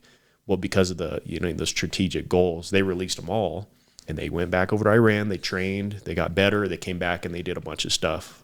So it was super frustrating, that end of it. And I'm sure you've seen it because I know you were there that time too. A little before and then a little after, but yeah, gosh. And so essentially you're in like the highest level tactical operations center, JOC, or whatever they were calling it then. And so you are pretty new, and then you have the most senior person in Iraq and that staff to deal with. So in those briefings, or what you heard from people, or what was your general impression of senior military leadership at the time? Were like you impressed with them, or were you like, these guys are politicians, or were you ambivalent, or what were your thoughts on those senior level leaders in Iraq? I think at that time, because I was so fresh and so new, I thought I looked up to a lot of folks and thought that like they're good at what they do. You take them at their word and be like, yep, they're doing a great job and they're doing the best they can. I think looking back on it now that I've seen a lot more stuff all over the world, I think that once you get to that level, you can't avoid being political unless you're willing to sacrifice your job. I don't think there's any way to avoid it now that I look back on it. But during that time, we thought they were great. We listened to everything they said, even though we're looking at the end state and the output of what operations we're producing. It's not really jiving with what the end state is. And so, you're just told as a lower enlisted just to put your head down and go to work. So, excuse me. So we just kind of did it. But then you see what's going on, and you're like, this makes zero sense. Why are we going to release all these dudes that, number one, you guarantee that there has been people that have sacrificed their life going after these really bad guys, and then you're going to release them. And I understand maybe what the end state was is peace within that country, but in my opinion, there's got to be other ways to do it aside from releasing like the worst of the worst. So we were pretty frustrated during that time seeing a lot of that stuff. Yeah. And I wanted to make a difference on the ground. So in my mind, I'm like, I'm going to train, I'm going to go SF, and I'm going to be on the ground at a tactical level. I'm going to make a better difference than what I'm doing now, because as an E4 making recommendations to 3 and 4-star generals, it's not really like, they don't really take you that seriously. So, well, maybe they should have, man. Yeah. By that point, I'd been in for a little while, and, from right after, before September 11th, but during September 11th, right after Iraq, Afghanistan, all that. And you're seeing it, and you're seeing, oh, this place is a little worse off than the last year that I was here. What are these people doing at these? What are they learning from their past successes and failures? And what are they doing going forward here? Anyway, it's a lot of that stuff makes it into my books, which is why it's so therapeutic to write them when it comes to senior level military leadership. Just take a breath before we move on. But man, so you come back, you want to go SF. That's a really cool program that you can do with 19th Special Forces Group here and do that train up. So you get to Fort Bragg, and what is it like Q course? You're starting off like day one, you show up, walk in, somebody sitting at a desk, you say, hey, I'm Caleb Brewer, I'm here to, what does it go from there? We do the in-processing, and then you get your, we have to meet our liaisons, and we had like cadre that's in charge of our small groups, and that our small group would be seen all the way through the end of the course with the same cadre, albeit you'd probably add a couple guys, lose a couple guys here and there, depending on, medical issues or failing a course or something like that. But as soon as you get there, we had to be sent out to Camp McCall, which is like a big training area for special ops, do a lot of missions and training out there. And so we did a leadership training. It was called CLT, I think. I can't remember what it stands. That's how you start. You go straight out there. Like the second you get out there, within a day or two, you go out to Camp McCall for 3 weeks. And you have to learn, because I was at E5, a real junior E5 by then. And so that you have to go through a lot of the manuals about, it's like an NCO school, training on that stuff. And you do a lot of combatives, you do a lot of shooting, a lot of land nav. Okay. And unfortunately during that time, the cadre out there were a little loose. So we did a lot of fighting, and it was maybe for their entertainment, but we did a lot of fighting. Really? In the rain and the snow and these pits, and a lot of land nav. So it was like a suck fest. But it's like any course. You get there, you have to set the mindset, and you have to get everybody on the same wavelength. So like they started hammering us on the PT and smoking us because they want us to know this is what's going to come. Mm-hmm. So I can kind of see it from that aspect. So that was 3 weeks. And then as soon as we finished that, we came back and we started language school. So when you're in SF, everybody's got to learn a language. It's usually per your area of specialty in the world. So our company and battalion was Southeast Asia. And so I learned Indonesian, and that was a 4-month long course. There's either 4, the short, or the 6, the long. Okay. So like Korean and Chinese were all the long ones. Yeah. So we did 4 months. At Bragg. At Bragg, yep. It's a special operations language school. Are you on your own for staying in shape, or are you, they have a thing you do every morning and then go to language school? That depends on your cadre. We had a cadre that wanted to see some responsibility from us. So it was about 50-50. So we would do some group sessions, and then he would tell us like, this is on you. And once you get into the regiment, you need to be able to be responsible for yourself. Fired, forget. We don't want your fitness to go down because you're just being lazy and irresponsible. So you need to have that responsibility to be able to pass the PT test, the ruck marches, the swims, and the pull-ups and all that stuff. So we did PT 5-6 days a week. We were rucking a ton. Put 45, 55 pounds in your ruck and go on ruck runs, because you have to do 12 miles in 3 hours, which seems pretty reasonable. But if you're going to Fort Bragg, there's all the tank trails and all the sand and up hills and down hills, and that just beats you. And the 45 pounds is dry, so you got to carry a rubber duck, a simulated weapon, same weight and everything. You got to put your water in there, and so you're around 65 pounds, and you got to make 12. So it means you're doing 15-minute miles for 12 miles straight. So it means you're going to be running. You're going to run. Oh yeah. And so we did a ton of that running. And at the same time, we're going to school every day. We're 8 hours a day in the classroom learning Indonesian. And then I had my wife and my brand new baby out there. She just moved. So they came out for training. Yeah. For under the assumption that you're going to make it through, not under the assumption that we'll keep them somewhere else, in the assumption that you won't make it through and you're going to be going back to wherever you came from. Yeah. Interesting. And my wife's a saint because she had an engineering job, and she's an engineer. She graduated from the University of Arizona with it, and she took a leave of absence from her job. Oh, wow. And to raise our kid and to come out there, because we had a less than a 1-year-old kid. Did she like it around there in Fayetteville? Not really. Fayetteville itself is not my cup of tea, and we didn't know where we were going to live, and so we chose what we thought was a nice apartment complex that just so happened to be in a bad area of Fayetteville. Like when you're at this place called the Murchison Street, which is like, they call it the Merc. And the only reason I know that's because everybody would be like, you live where? Oh, wow. And I remember being on the playground and hearing like bullets flying overhead and stuff. So we're like, all right, we're going inside. No way.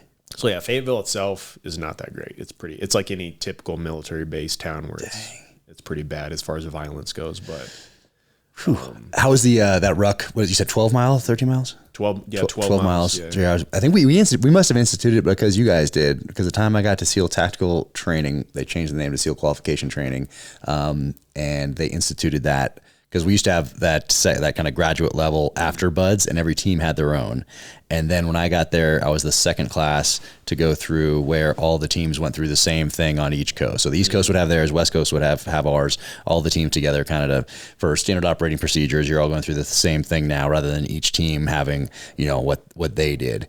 And so they started doing this ruck run as part of it. But my class was summer in Nyland, California, which is down south, very hot, 120. So they did this ruck run in 127 degrees or 6 degrees. It was maybe not, maybe I'm exact, whatever, way over 100. It was hot. And they hadn't done it before. And so I think they used the same standards. They must have got it from SF. And off we went. And I think 3 of us made the time, whatever that time was. And I remember being very, and then they just were like, okay, we medically, and people are just falling. Like it was serious. I think the next day once you cross that finish line, everybody IVs. And whole next day, they just stopped training, and everybody just kept getting IVs the next day because it was serious. I'm a little bit surprised we didn't actually have anybody really go down hard. We had people go down, but like you didn't have to airlift anybody out of there, as far as I remember. But we probably weren't far from it, because that's a long way to go in 120 when you haven't done it before, and you're trying to make a time, and you have that pressure, and you're still in that buds mentality of they're going to have to kill me. And you're like thinking like you pass everything, you exceed expectations. So that, I remember that, but I was very proud that I was one of those guys that made it across, but it hurt. I remember it hurt. I remember the next day, to this day, I can remember what that felt like the next day. That green tick on your back is just, it's something. The green tick. It's the worst. The green tick, big old green tick. Cause Alice pack. We carry those suckers everywhere. When I went to selection in June at Fort Bragg, it's humid and hot and everything. It's miserable. And that heat destroys you. We had guys go down that get rhabdo real bad, real bad. They'd strip them down naked right there on the spot, cover them in ice sheets. Oh man. They'd have to have a rectal thermometer and then start pumping them through IVs. Cause your internal core temperature would get, in the mid 100s, and you'd be on the risk not good. Of dying. You're peeing out Coca-Cola covered stuff. It's bad. It's not good. It's just awful. And you carry that rucksack forever. Like when we did our land nav course in selection, it's the STAR course. It's you have to hit 5 points in, I can't remember how many hours, but you're talking 20 plus miles in the woods, and they start you with a new moon. So there's 0 moon illumination. You're not allowed to move in the woods with any kind of light. So you got to walk in pitch black. You have to, and anytime you need to look at your map and compass, you have to take a red lamp and look at that stuff, figure out where you're going and go. And you're in the swamps, so you can't cut through a draw. It will give you double the time to go versus going way around and cover more ground. So you're walking 20 plus miles. And I remember I was going through a draw the first time, and I never did it again after that, because I remember coming across a guy, and it was flat, and then it dropped down into a draw, which is like a little drainage area of like vines and swamp. And I came across a guy and I heard a guy crying, and he was kind of hung in the air. His rucksack got caught on these vines, and he was like hanging in the air a couple inches up. What? He had his E-tool, which is like a shovel that you put together, and he was like swinging it and trying to cut the vines, and as he's crying, like losing his mind. And I was like, where am I right now? So I helped cut him down, and I was like, all right, I backed right out of that sucker, and I went around and never went into a draw again after that, dude. Dang. It was crazy. I mean, like if you're by yourself in the pitch black, having to walk through the pitch black for hours and hours, it really, like, you have to be good mentally, being comfortable in your abilities, because it can break you, man. Being lonely in the dark can really break you. Yeah. And it was crazy to see, but you have a 45 pound plus rucksack. You got your food, your water, your rubber duck, all in there, carrying that green tick on your back for hours and hours and hours. Man, it was crazy. Yeah. For whatever reason, I always liked being on my own in the dark. And I remember as a little kid going out backpacking and with my dad and a few of his buddies and that sort of thing, and fishing and doing like compass courses even at that age, and like learning map and compass, doing it in the dark. It was really cool to do that. I liked it. And for whatever reason, I was fortunate enough to get in the outdoors and have people put me through that stuff at a very young age. Looking back, I'm like I haven't done that with our kids. Like I would worry that I would never be seen again. Oh, like I was out there on my, anyway. But I didn't like it at then. I remember I didn't like it then, like very uncomfortable for an 8-year-old kid, 7-year-old kid, 9-year-old kid to be doing that. Oh, yeah. I remember. Yeah. But then I did it again, like later, like 8th grade. And then River Region, I did something similar at high school. And I liked it those other times because I was in part of like a group and they would do it and send you off. I remember in like 5-minute increments, 10-minute, whatever it was. And, but I'd done it before. I remember like, oh, I did this when I was 8 and now I'm 12 and people are nervous and I'm loving it. You feel good that way. Yeah, whatever that is. I don't know what kind of energy that is or what it says about me, but I did like it. So then when I got to buds and we did something similar in buds in 3rd phase, and I liked that because you don't have an instructor yelling at you. Like you're moving, you're getting to your points, you're getting to your next one, and you're doing that course, and you have a time limit and all that sort of a thing. But you don't have an instructor there like you do like on the beach and you're doing push-ups and they're kicking sand in your face telling you you're worthless, quit now, like that sort of a thing. So I liked that stuff that I could do on my own, and the map and compass work was some of that. So I really did like being on my own in the dark, going from point to point. I did like that for whatever reason, but that sounds wild. It wasn't in the swamp. Like ours was up in, what do they call it? La Posta area. Anyway, outside of San Diego, but still.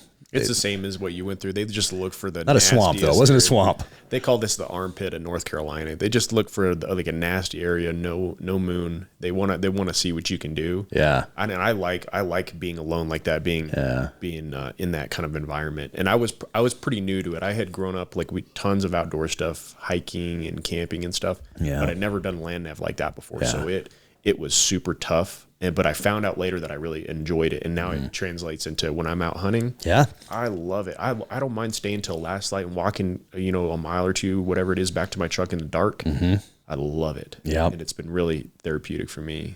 Yeah, I don't feel lost. I remember my first elk hunt, public land, New Mexico.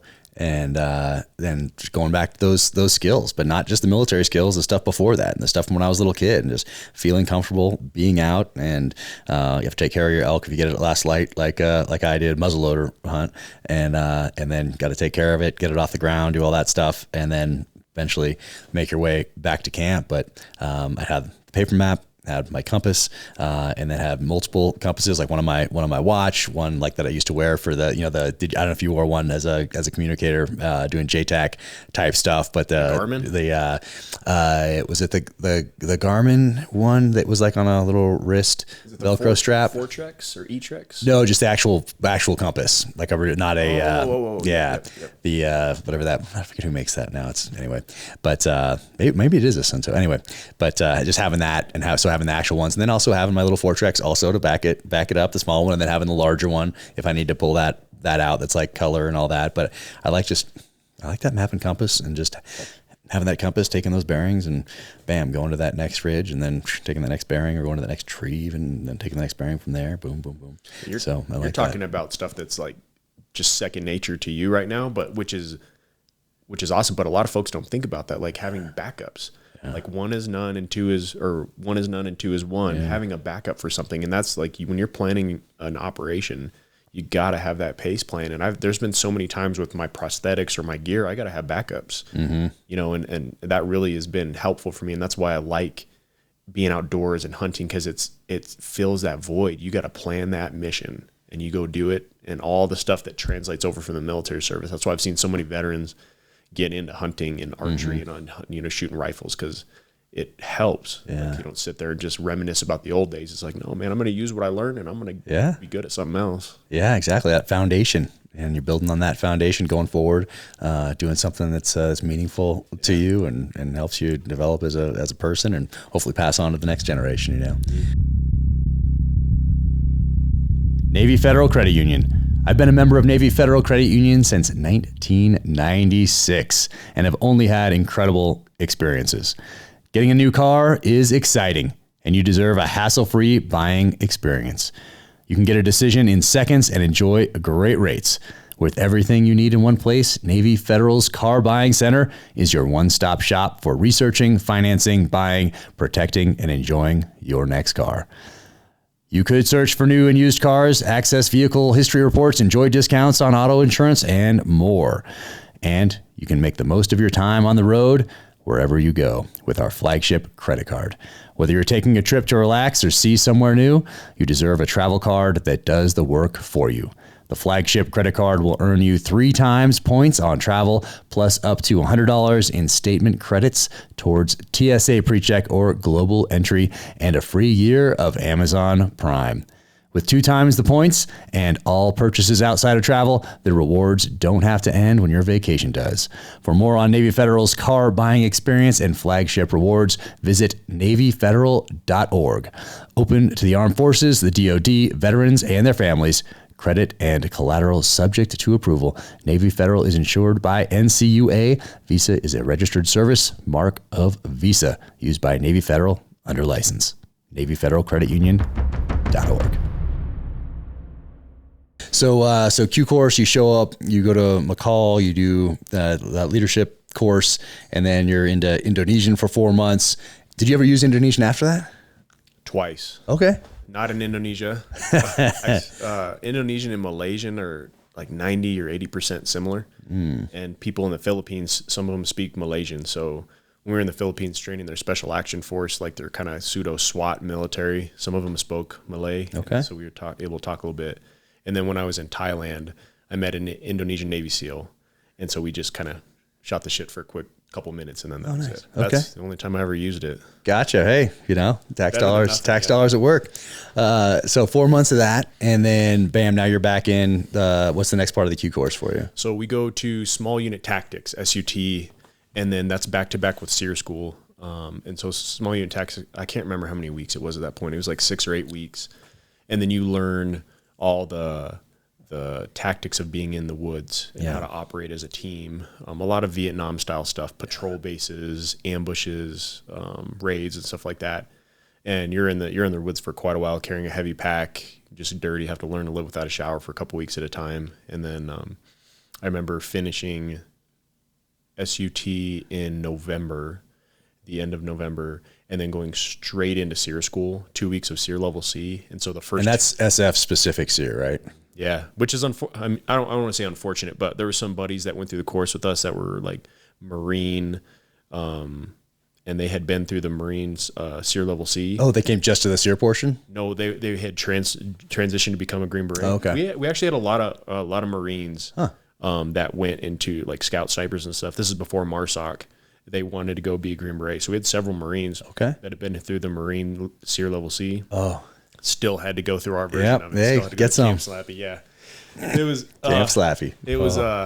It was 2 weeks, and I remember finishing right on December 15th, and I was just mad at the world. I had to go to Christmas break, and my family was like, "What is wrong with you?" Oh man, like, you have no idea. So it's 2 weeks. Is the first week like some classroom and some survival stuff? Yeah. So it is. So like similar to ours. Then I forget how long ours was. I guess it was 2 weeks. But so you did that. Like classroom stuff, and you're learning like maybe some edible plants or some tap code or whatever, like all that sort of stuff. And then you go in the field and put it into do patrol for a certain amount of time and then get captured. Is that how it works? We yes. So that's how it was with us. You learn how to be basically a prisoner of war. You learn how to be enemy combatant in different scenarios. Like if you're captured by somebody who abides by the Geneva Conventions, or if you're captured by some terrorists, what do you got to do? What are your survival mechanisms, and how do you give no information or the least amount of information you can? Because at some point, people break without food, without sleep. There's all kinds of stuff, and so they teach you all these techniques that you can keep in your mind during these training scenarios, and then they reinforce them with real world training or real world scenarios. So you do that in the classroom for a little while. You learn how to build snares and how to start fires under certain circumstances. And then it's a culmination exercise where you go into the field and you have to the survival portion. And our survival portion was in December in North Carolina. So we were hungry basically the whole time. We didn't eat for a while. We had some roadkill. I remember we caught 1 2-inch catfish, and we drink a lot of pine needle tea, which at the time was amazing. We were like, we came back home. We were like, "Oh, family, try this pine needle tea." They're like, they're like, "What is wrong with you?" And then you roll right into you're about to be captured, and they put things in motion to get you where you're kind of doing an escape and evade portion where you have to get away from these people trying to capture you. you get captured. There's no way around it. Yeah. They call you in, right? Yeah. Like you're gonna get captured. Yeah. Yeah. And so you're like, all right, cool. And then they put you through the different scenarios: wartime, peacetime captured, and then terrorist. And then you get put into like a camp, and you have to use all the techniques that you were taught to stay alive, stay alert, and then give away no information.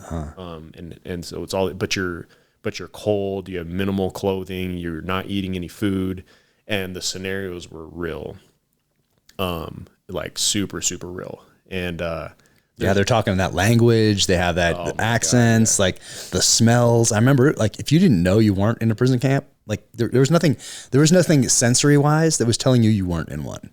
And this was probably one of the most realistic and hardest of any of the training that I went through. And there's this one point where it was a couple days into being captured and in a prison camp. And like you said, they're all talking like a Slavic accent. So that's like the scenario. And if they came out of that, like for instance, like we had a guy that like almost lost his mind, and they had to come out of scenario to talk to him. Like he started like peeing in his boot and drinking it because he thought he was going to get dehydrated. So they were worried about his mental state, and I don't know whatever happened to that guy. But so they came out of scenario for him and pulled him aside. But there was one of the, like 3 or 4 days in, the whole cadre came out of scenario and started talking to us. And by that time, you haven't had any food, you haven't slept hardly at all, and you're just kind of in this like almost hallucinogenic state. And so as soon as they came out of that accident, we're like, oh man, maybe the scenario's over. And there's all the rumors rolling around about how we're going to get rescued by 3rd Special Forces Group. That's their training, and we didn't know when we were going to leave. And so the cadre gathered everybody together in a big group, like a formation, and they just started talking to us like a normal person. And I don't remember exactly what they said, but it kind of slowly led into politics and a little bit. And so they pointed out some of our, like the officers in the class that were like captains and lieutenants. They say, hey, why don't you come up here and tell me a little bit about this? So, a couple captains came up and started talking about stuff. And I think from what I remember, they were saying some stuff that could be construed as negative towards the United States, because you're just in this crazy mental state. Yeah. And so then what they did is like, well, you know what about this flag, this American flag? So they brought up like a 10-foot flag, and they had the officers holding it in front of the formation. And they're like, and then there's all, patriotism in this country. It's like, it's amazing. And then they started playing that song, Proud to Be an American. And everybody in the crowd starts bawling. We're just crying. We're like, yes, we love America. We love our country and everything. And then they just turned the scenario back on. They started speaking in accents, and they just beat the shit out of us. Everybody got beat. They're like, but they're beating you, and they're telling you what you did wrong, what it could have been used for propaganda. Like it was all this stuff. And so like, it's a reinforcement. Right. It's a teaching moment. At the same time as getting your ass whooped. But at that point, ruined that song for me. And I remember I was like, I want to kill all these guys. I was like, I'm going to stab them with an icicle, and then nobody's going to know, and I'm going to bury their... Like, I went through the full process in my mind. Like, I was not normal. And then as soon as they ended the scenario, like when it officially ended, all the cadres out there passing out cigarettes and passing out food and trying to talk to you normal. And I was just like, nobody wanted to have it. So then when I went home on Christmas vacation, I was just like... really standoffish and like angry the whole time. But interesting. Yeah, that's what I'm saying. That was the most realistic training. I will never forget all the stuff they taught us. Oh yeah. Like if I ever got captured, I was like, I know what to do. Interesting. And it was hard, but well, it's cool that they taught you did wartime, peacetime, that sort of thing. Cause ours was really, so I was 98 when I went through, I think. And, it was all Vietnam style. Like it was all based off the Vietnam's type of scenario. And then later, a few years later, I think, before September 11th, though, I think it was like a test run of an advanced SERE for like if you're working in Lebanon, get pulled off the street and like that kind of a scenario. So the sights and the smells were different. Everything was different. And they had like, like Middle Eastern type food that they had like in wherever the building that they eventually, when they captured you and put you in there. But it taught you how to deal with like if the CNN camera comes in, which they didn't really cover in the regular one that I went through in 98. So it's cool that they did, both of those types of scenarios for you, or different types of scenarios anyway. But did you live in the do you have like a concrete little box that you lived in? Mm-hmm. Yeah, same. And then that like little like Folgers can was your bathroom. Dude, we didn't have it. You didn't even have a can? We had a can in ours. There's a drain in the center of the little. Oh, we didn't have a drain though. I know that. Sloped just a touch, so you would. Oh, we didn't have that. That's interesting. They had ours was just I remember it being just a box and of cement, and there was one next to you. It was all like lined up like a kennel. Yeah, it was like a kennel, that's where I got the most with a cage, with a little cage in the front, so you can see out. A cage with a lock on it, I think, and then like a Folgers coffee can, I think, and then that was it. But there wasn't a drain. I don't remember. As far as but same type of experience. It was very similar. I do remember we did get to eat though, maybe a couple days before we went on E&E. So part of that survival thing when we're out there living, and they brought us all back together to teach us how to skin a rabbit. And I remember it came out of this box that said, "I love my pet." Like it came from a pet store, and So, but I remember it being delicious. It was so good. We had rabbit stew, and they put in carrots, they put in potatoes. So it sounds like we had a little better than you guys did, at least for that one meal. It was carrots, potatoes, onions, and rabbit and water, and it was so good. Best thing you ever had. It was. It was so good. This day, I'm like, oh, I volunteered to clean the pan, just thinking that maybe I could get like a little bit off the bottom or something, maybe something burnt down there or something like that. But man, that was wild. Our rescue was different though. Like I remember that was awesome. Like we had the rescue, like the rumor that you had, that's what we had. We had the real thing though. It was cool. Nice. And then American flag goes up, the whole deal. But I think they put all the instructors in a line and we had to go through and like shake hands, I think, if memory serves. But still, you're like, yeah. Oh, yeah. I mean, someone's been slapping you for a week, or however many days exactly it is. But, and then all of a sudden you're just making nice. Like, yeah. We had this dude, he was like, I felt like a tiny little insect compared to him. He had been 6'6" at least. His name was Chaos. Giant black guy, huge hands. And he always had a cigar and a hat. And he would always try to like make you feel like you're the littlest thing in the world. He'd put his hat on you and put his sunglasses on you and give you a cigar and put it in your mouth. And then when you didn't answer or do something right, he would just pummel you with these giant hands. Oh. Cigar would go flying out of the room. And then you see him afterwards and you're like, what do I do? Because I don't like you at all. I don't ever see you again. Yeah, those slaps, they don't feel great. It takes a special person to do that kind of training. And I feel like they're going to save some lives. Or they will. It just takes the. You remember it? I remember it. Like it was definitely impactful. Dang. So you come out of that, you go home, get a couple weeks off for Christmas, and then you're back in it. And what happens next? So that's the job phase. So commo. So 18 Echo is a commo guy. Did you choose it or did they assign it?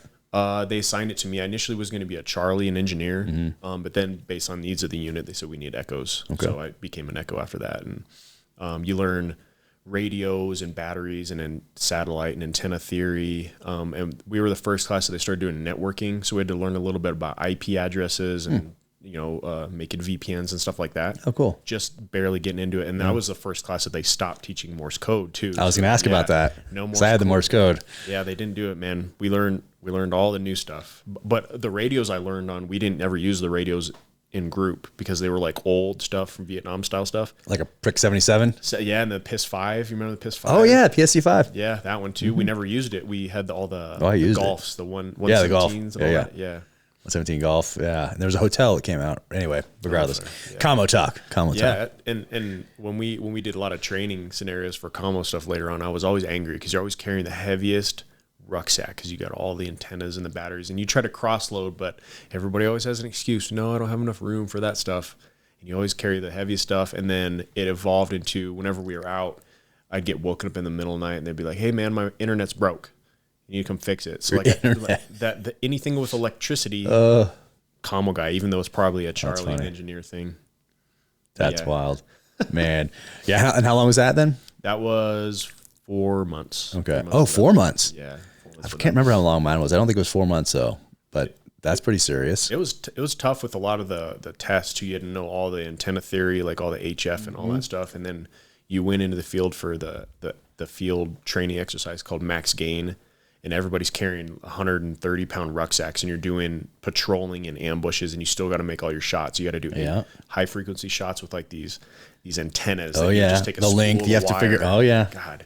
And then you had to do satellite shots too. So everybody's carrying all kinds of radios and stuff. Oh yeah.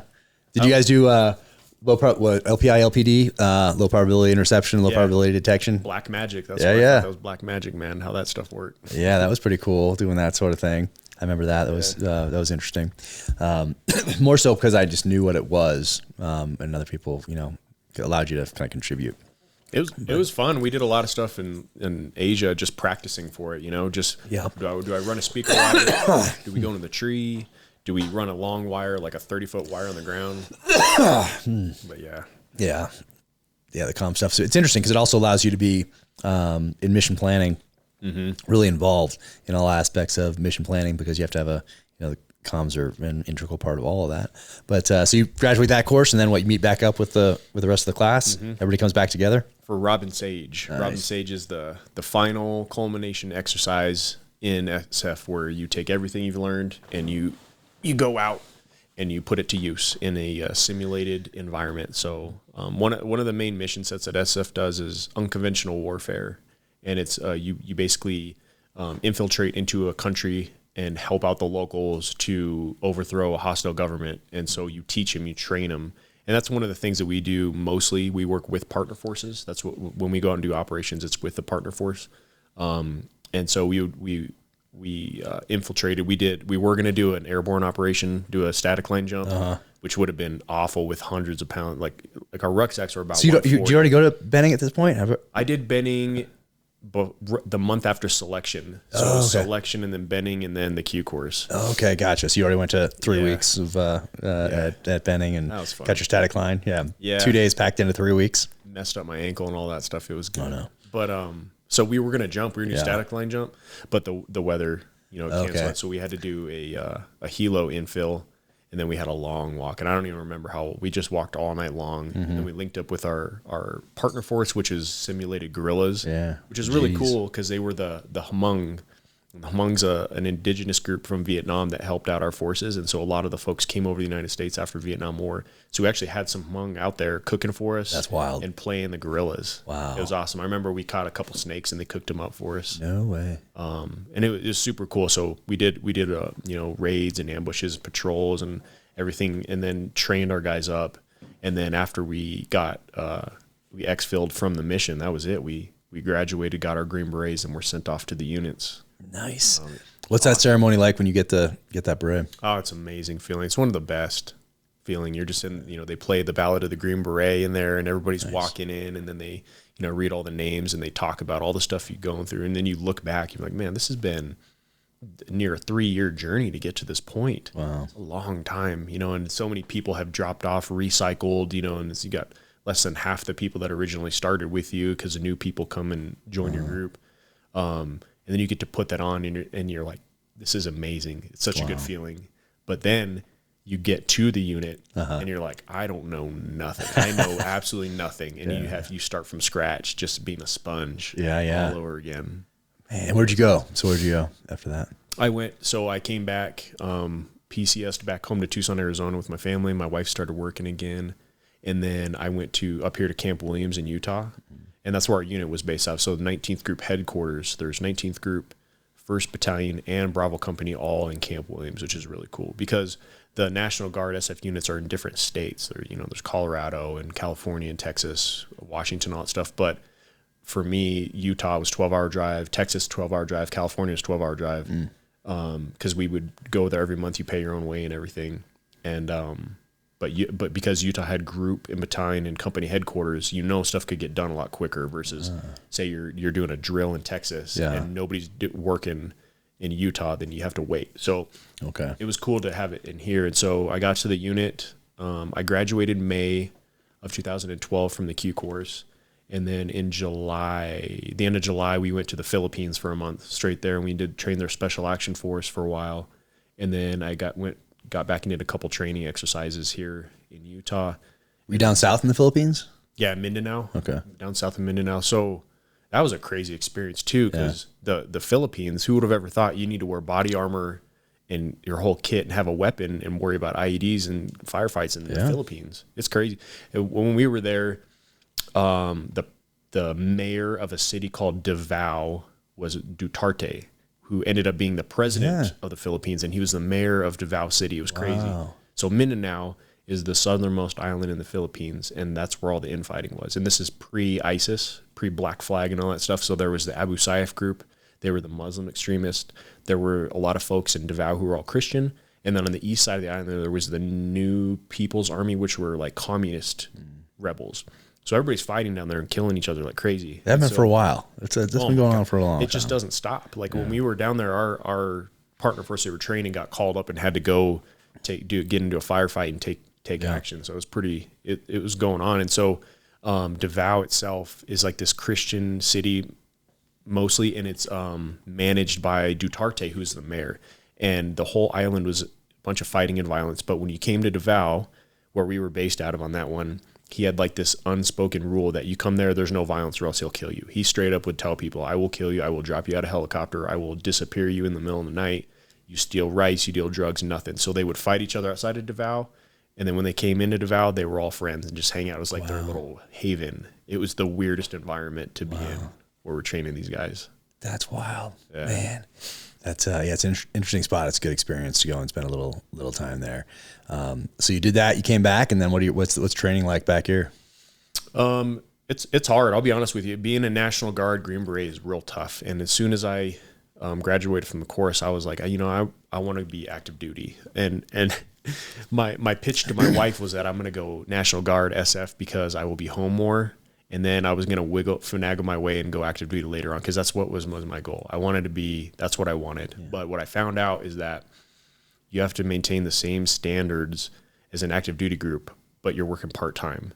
So we had to maintain our yearly language qualification, your weapons qual, your physical fitness in any specialty, and then you had to work in all your trainings, your cycles, your deployments at the same time as having a regular job and running a family and traveling to and from drill. It is tough.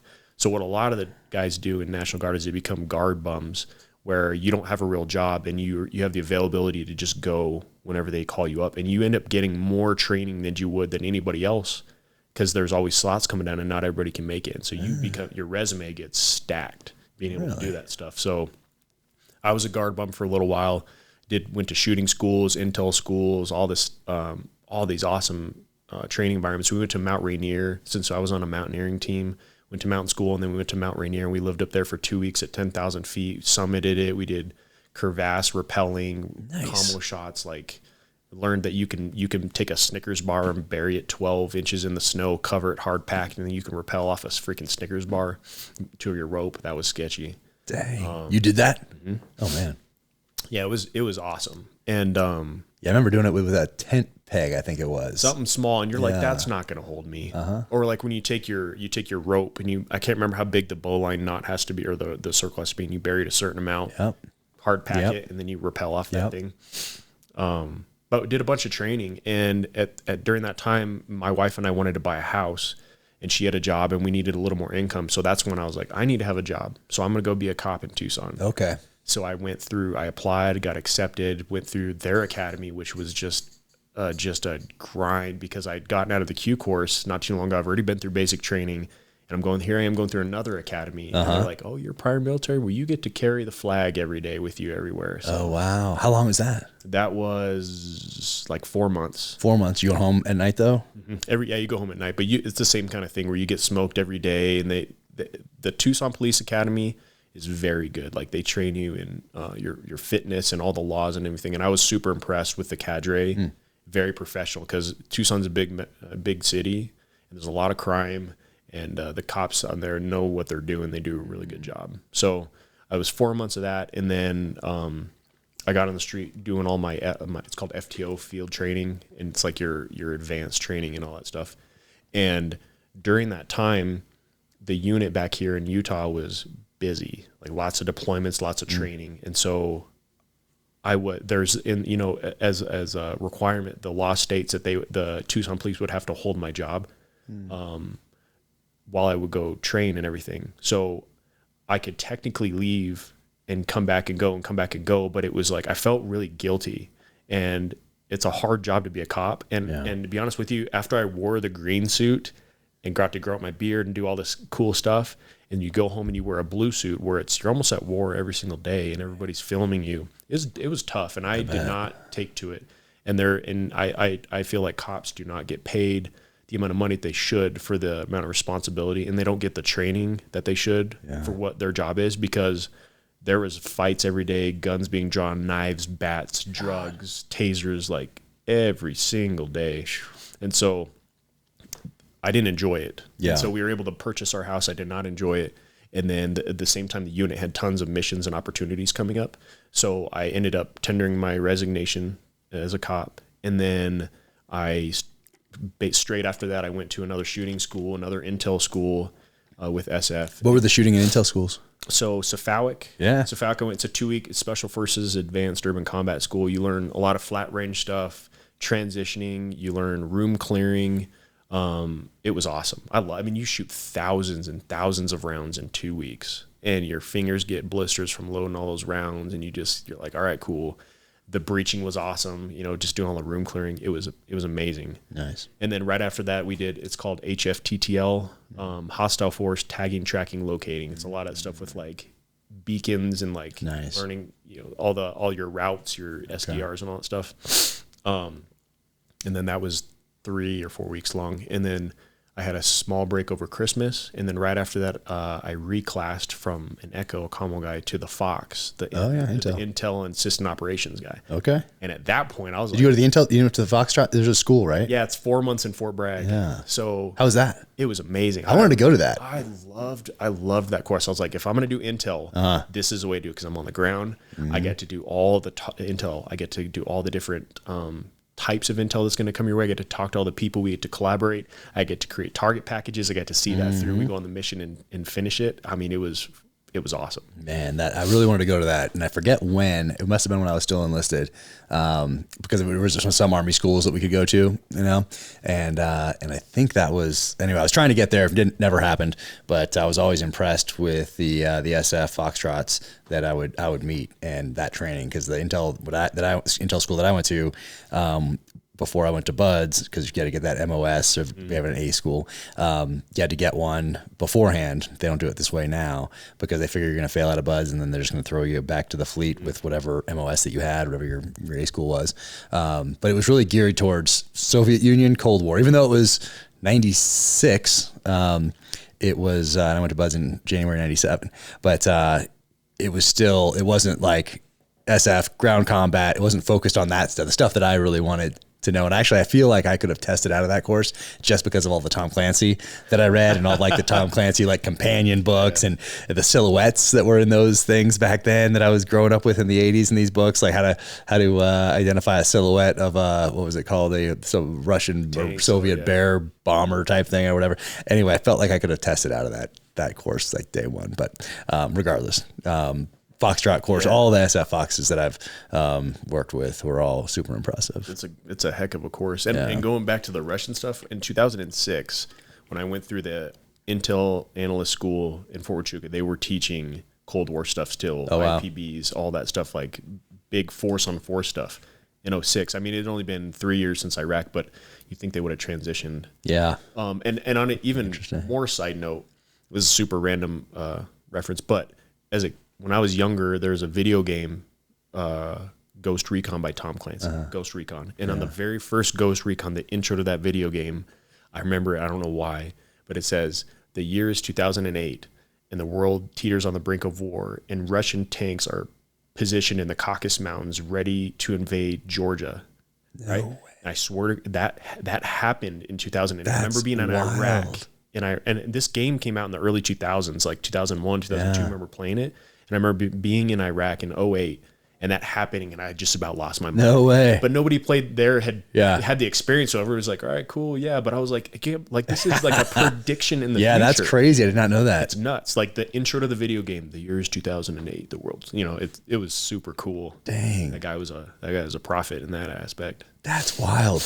And the SF warrant officer course, I think they have a lot of kind of overlap with what this is just observation for me looking and not having gone obviously to either one, but that the warrant officers that I worked with in the SF were also very impressive.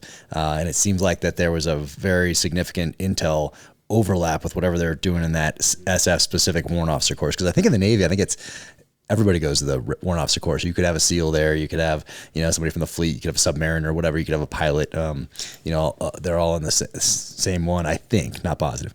But the SF one is at just SF, I think, for warrant officers, right? Mm-hmm. Yep. And as far as everything overlaps on a team. So in SF, you have 12-man ODA, which is Operation Detachment Alpha, which is just your team, your ODA. And within the 12 men, you have, I guess I should not say men nowadays, but 12 people. Oh, really? So there's females in there now? I'm pretty sure it's happened. Huh. I'm pretty sure.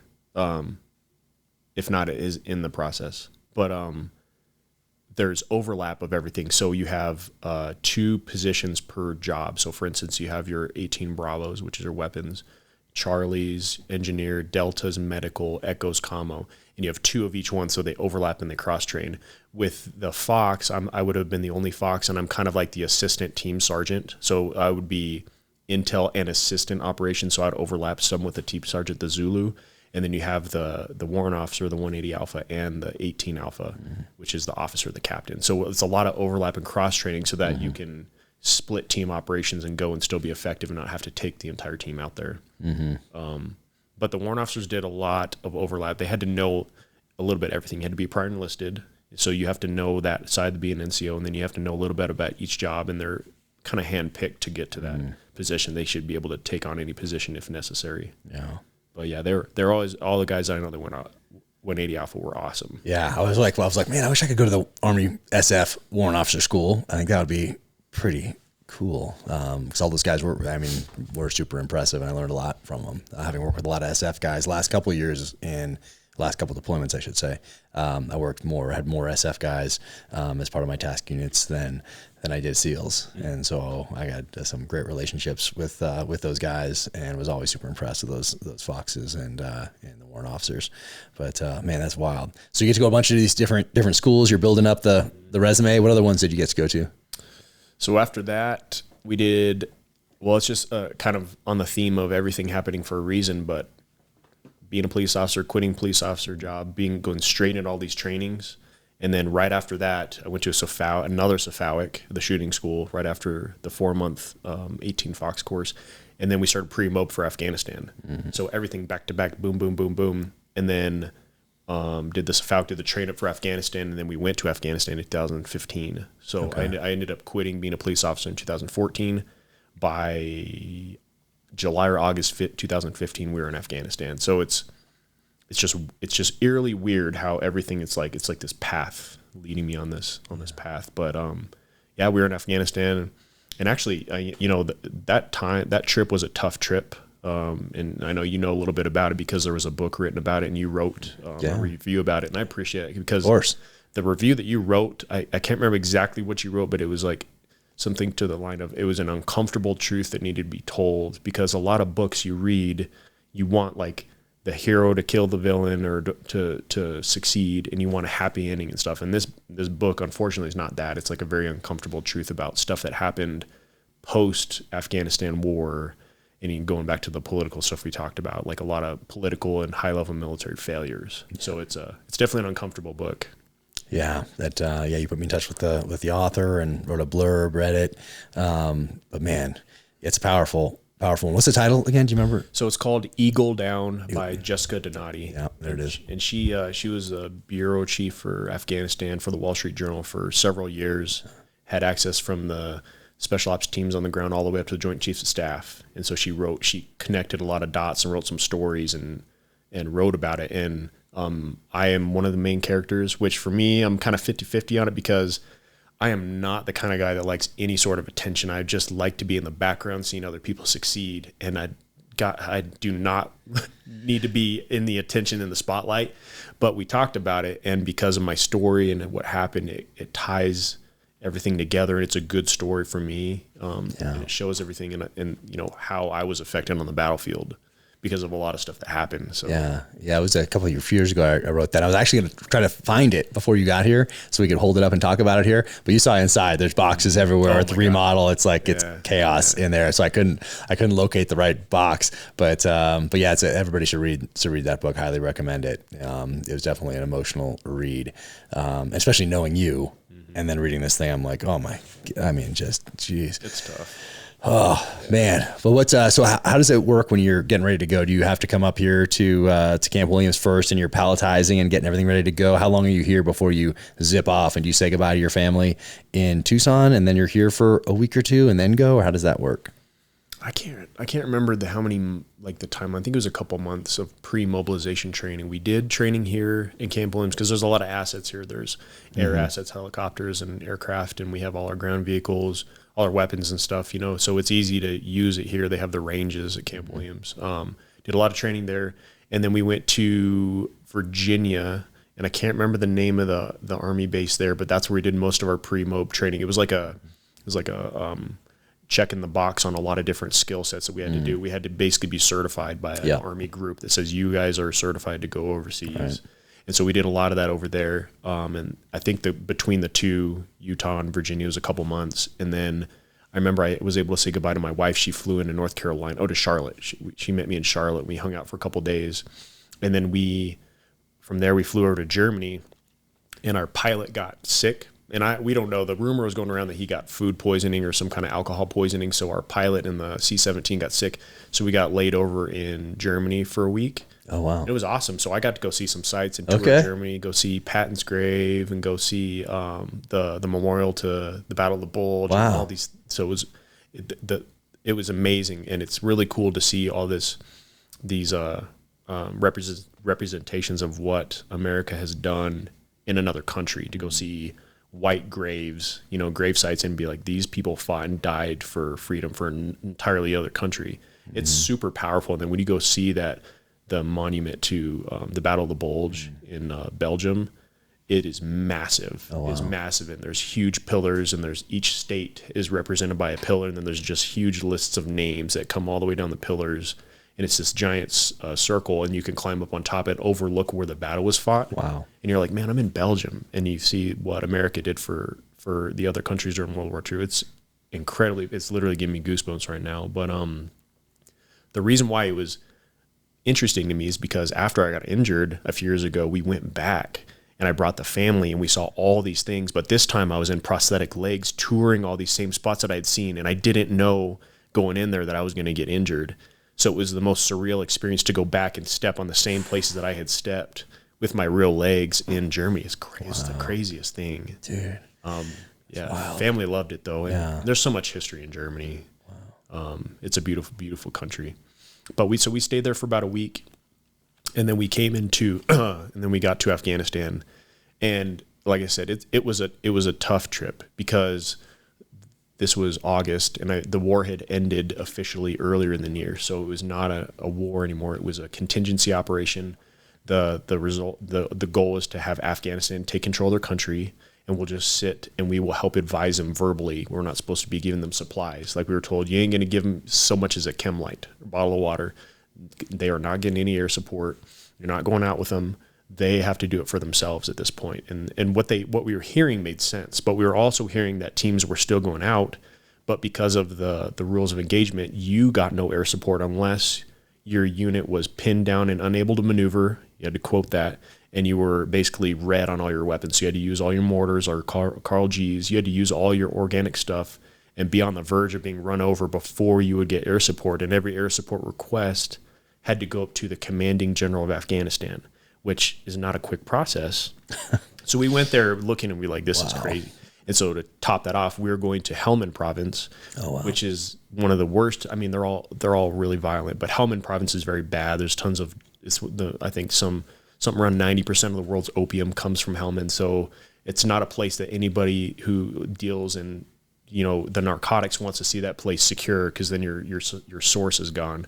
So that place is always going to be unstable. So we were the only team in Helmand province. There's no other FOBs. There's no other bases. There's 20 people in all of Helmand. And so It's just crazy. It was a crazy trip. So as soon as we got in there, we had an insider attack that's in the book. It's called a green on blue, where basically our partner force shot up our guys as we were coming in a gate. We lost 2 guys, Forrest Sibley and Matt Rowland, and then 13 other people got injured.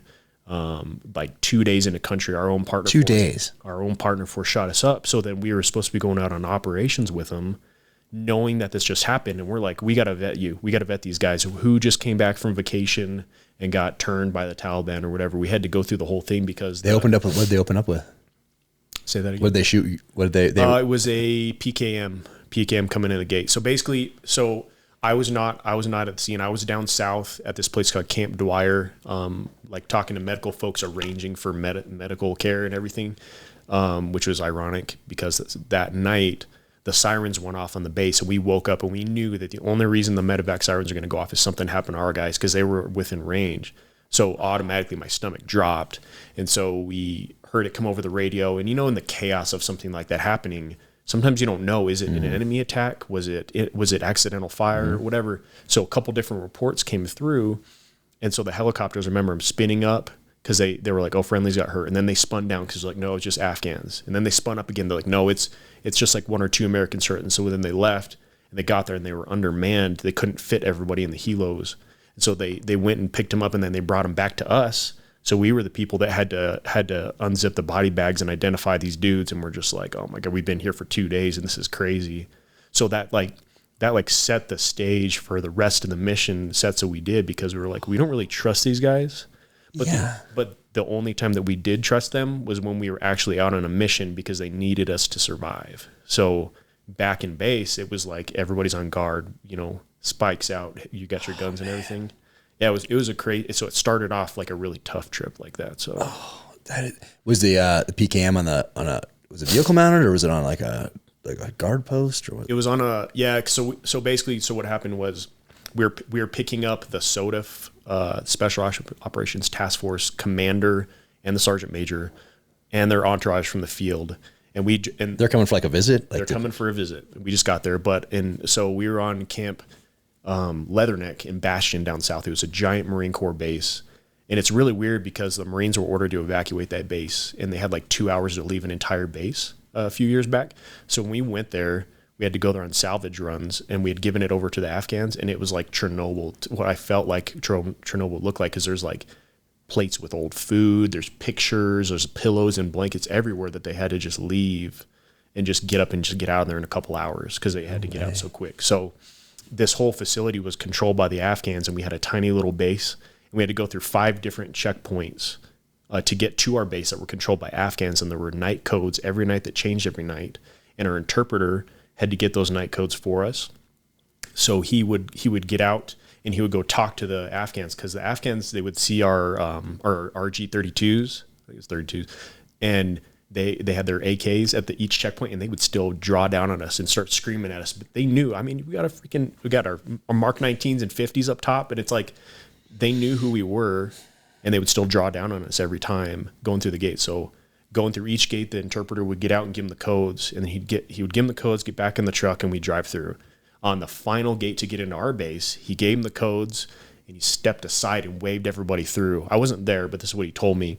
And so we went through, and there was a bus that went through with the convoy that had a bunch of people, and Matt Rowland was driving. He was a CCT, combat air controller that controls aircraft and drops bombs and all that stuff. He was driving, and he had stayed late because his counterpart was coming in late. So he stayed late to give him a good handover, and his counterpart, Forrest Sibley, was a CCT as well. And they went through, and the PKM opened up on top, and I wasn't there, so this is from what I understand that it was a PKM, but it was like a guard post on top of one of the towers, and opened up as they went through. And so Matt saved a lot of people's lives, and he went on the radio and he said, gunfire, I can't remember what he said, attack. And so everybody else was able to get out and eliminate the threat, but he sacrificed his own life because of that, because he got shot right away, just blasted through the front of it. So it was crazy. So you guys took out that threat, like, man. Yeah, like everybody in the convoy we had a third group, CRIF group with us, or that were coming in at the same time, because Helmand was going crazy.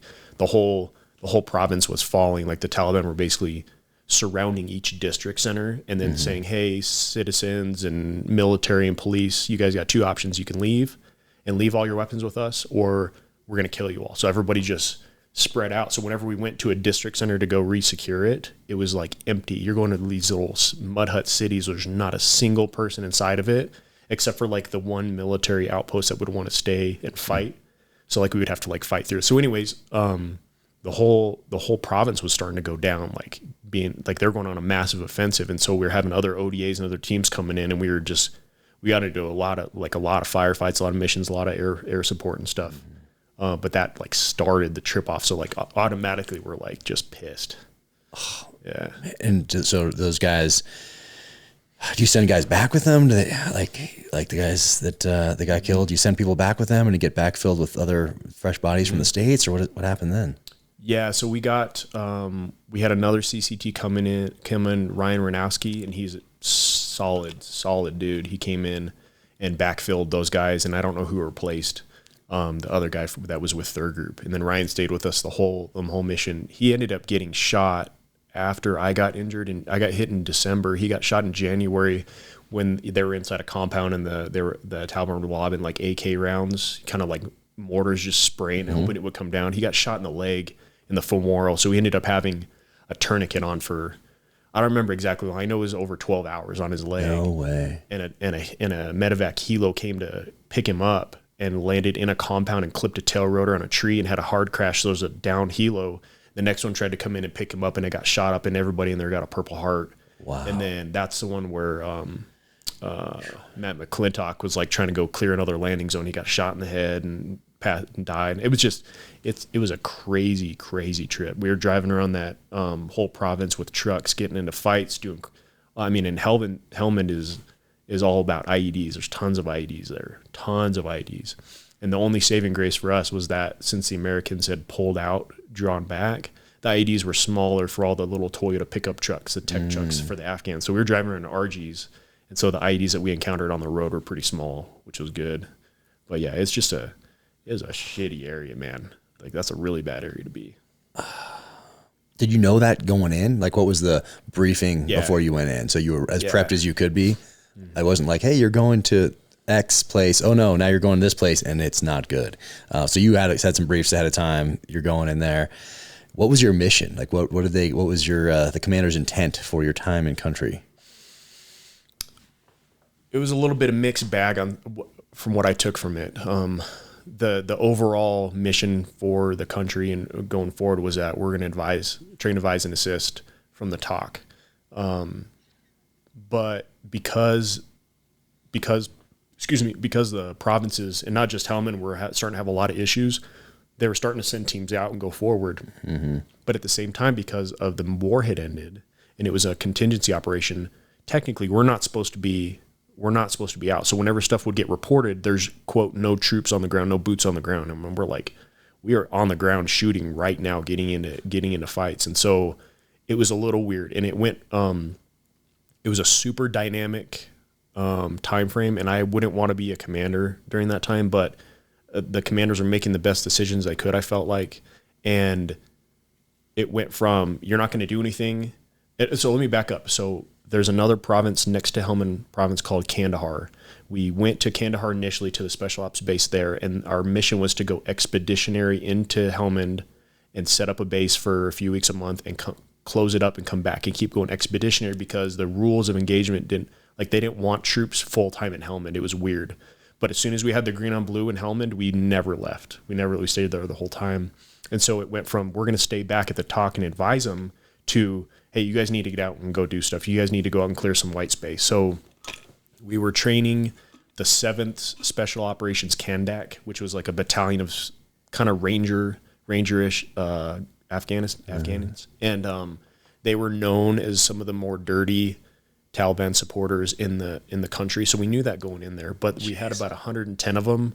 And because the Afghan, the ANA, I think it was the 215th Corps, was over-reporting their numbers, their manpower, so that they could get more weapons and supplies, way undermanned, that our commandos were doing every possible mission set in the country: personal security, route clearance, creating white space, direct action, doing it all, when they weren't supposed to be doing that. So our commandos got pushed out everywhere, like they would be taken away from us to go do a mission and then come back. So we didn't know what was going. We were literally just adapting day by day what we were going to do. And there was a period of time where this little is a district called Musakala is real bad. It's in Helmand. It's a little bit north, and the north part of Helmand is 100% controlled by the Taliban during that time. And Musakala was a little bit south of that, and so we got the authority to use air support. And we stayed at the base, sent our commandos up there to start doing some missions, creating white space, going after bad guys.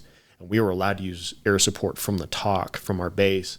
So we were controlling drones and aircraft, and we were able to take it to the enemy pretty solid for, I don't remember, it was like maybe a week or something like that. But then when they came back, the air support got taken away. And I remember thinking like, well, why are you give and take? It was real weird. And it was because they were trying to not draw attention to what was going on, because this country was going down, like it was bad, especially in Helmand. And I remember one time we were looking on the drone feed and we saw a truck with an anti-aircraft gun, a ZPU, driving around Helmand province. And I'm on the horn. I'm like, get me some air support now. We need to take that out, because that could shoot down a helicopter and that would affect our missions where we can go. And by the time I got a hold of somebody, the truck had parked next to a little compound. They put a blue tarp over it. And they're like, no, sorry, we can't touch that because it's next to the civilian casualty potential could be too high. And I said, well, I've been watching it. There's nobody in there except for the bad guys. They're like, nope, sorry. So we had to sit there and just watch it, never touched it. And it affected where we could fly in the area. So like the air support got shut off. But then later on, certain districts started to fall, so we had to go other places. And so we had Marjah. Marjah is an awful place. A lot of Marines lost their lives in Marjah, and it's in southern Helmand. And we were planning a huge mission, like 20-plus vehicle clearing operation to go after one bad guy in another district. And in the middle of the night, our commandos just disappeared. So we woke up the next morning, and we were supposed to leave in 2 days for the mission, and the commandos were gone, 110 of them. We're like, where did they go? So we got a hold of the 215th Afghan Corps, and their colonel took him as personal security detail down to Marjah, because Marjah got surrounded and all the civilians left, and there's a little army outpost in there. So the commandos went behind enemy lines, got in there, and they were fighting the Taliban.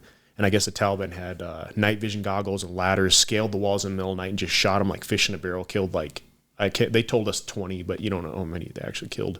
So we had to scrap that mission and get all the vehicles we could together, and we mounted a rescue mission, had to drive down there. We had to clear IEDs, dropping bombs, and then we got in there, and the commandos were so scared that they left the ladders on the wall. So we had to go around and push the ladders off the wall. And so they were so excited. Like the same commandos that had shot us up before were like, you saved our lives. Like they were so happy. And so we had to stay down there and do some clearance operations, get some white space, push out. Taliban were dropping mortars on us every day. We had Apaches and C-130s overhead every single day. But then it got to the point where it was like, well, we can't stay down here forever. We need to start pushing out and checking other spots. And so there was like a route that went north, and we were going to get out that way. But we had a vehicle rollover because we had to have a bundle resupply drop. And because all the GPS guided bundles had been removed from country, they had to do it by the old fashioned way and drop them on a time. Okay. And they dropped into canals and everything. Oh, wow. So we had a vehicle rollover in a canal upside down. Oh. We were trying to get it. What happened with that? We had to have another team come pull security and get a wrecker out there. Everybody made it though? Everybody made it out? Nobody died, thank God. Jeez. But that was super bad, man. So was the canal, was water in it, or was it dry? Oh yeah. It was totally upside down. And our gunner in the turret he was in the turret and not in the crows on the remote control system. So he saw what was happening. He ducked down inside, and he got banged up a little bit, but not seriously injured. So luckily we're good on that. But we spent a bunch of time fighting out there. Our unit that we were training with the commandos, we intercepted communication, and they were talking to the Taliban, telling them where we were going, and we were getting them shooting at us. And we're like, come on, man. But anyways, we tried to get out of there and go north, and there's a bunch of IEDs that were under the asphalt that they peeled them up, put IEDs, and laid the asphalt back down. And we didn't have the stuff to get through that, so we had to go back out the back way. And as we were going out the way we came, all the Afghan army were pissed that we were leaving, and they were yelling that they're going to take us to court, and they just started shooting at us and trying to shoot our trucks. So we had to duck down on the trucks and just get out of there as quick as we could. Dude. But it was crazy. And so then we went back to our main base, and we planned a mission to Sangin, which is another real bad place in Helmand. And that's where I ended up getting hurt. We planned a helicopter infill. We went in, and then we had some places we were going to check out that were Taliban, like IED factories that we had marked. We looked at them and we were like, yeah, we need to check that out. And I remember we were in a couple different elements, and I had a bomb dog and his handler. I had an EOD like an explosive ordnance disposal tech specialty dude with us. And we had a local guy that had a metal detector that would walk in front of us, and we'd pay him for every ID found. So we were stacked on that kind of capability, which was fortunate for me because we ended up finding a straight up ID factory. So there's a bunch of spray paint on the outside of the walls as you look at the opening, and there's like barbed wire and rocks stacked up, and all the locals knew that's a Taliban area. So we sent in the dude with the little metal detector first, and he found 2 or 3 pressure plates with like 2 pieces of wood with perforated like aluminum on kind of stapled to it, and then a piece of foam so that when they compress and somebody steps on it, they complete a circuit and initiate a bomb.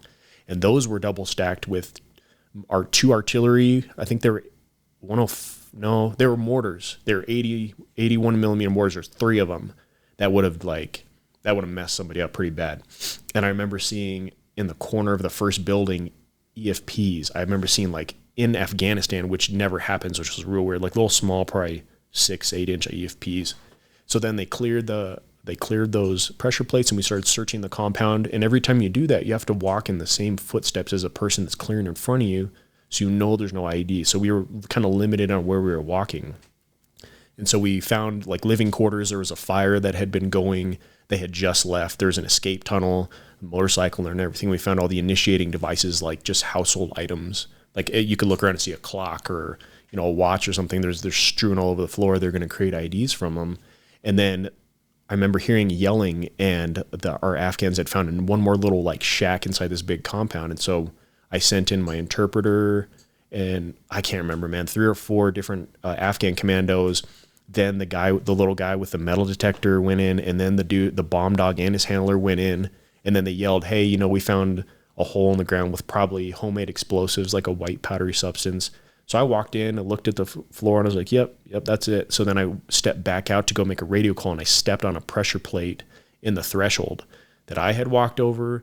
The dog didn't smell. The dude with the metal detector didn't see. Nobody stepped on it, and I stepped on it. And so it had to have been like not pressed down enough or not in the right spot. And then the one that I stepped on I'm very fortunate that it was not the same as the other ones, because this was a homemade explosives in a 5-gallon jug, and the lethality of that is way less than what the other ones. I'd be dead for sure with the other ones. So stepped on that.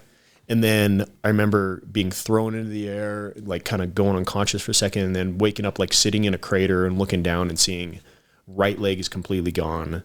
Left leg is there, but it's like crooked and in different pieces. And then had like this freak out moment, like, oh my God, I tried to move my legs, and then I couldn't move them. They were just like, and I'm laying there, I'm like, oh my God, what happened? So then by the grace of God or something, I was like, I got to take care of myself. And so, and I know I wasn't like in a fully like mental like awareness. I wasn't fully aware of everything, but I grabbed my tourniquet and I started trying to throw my tourniquet on myself.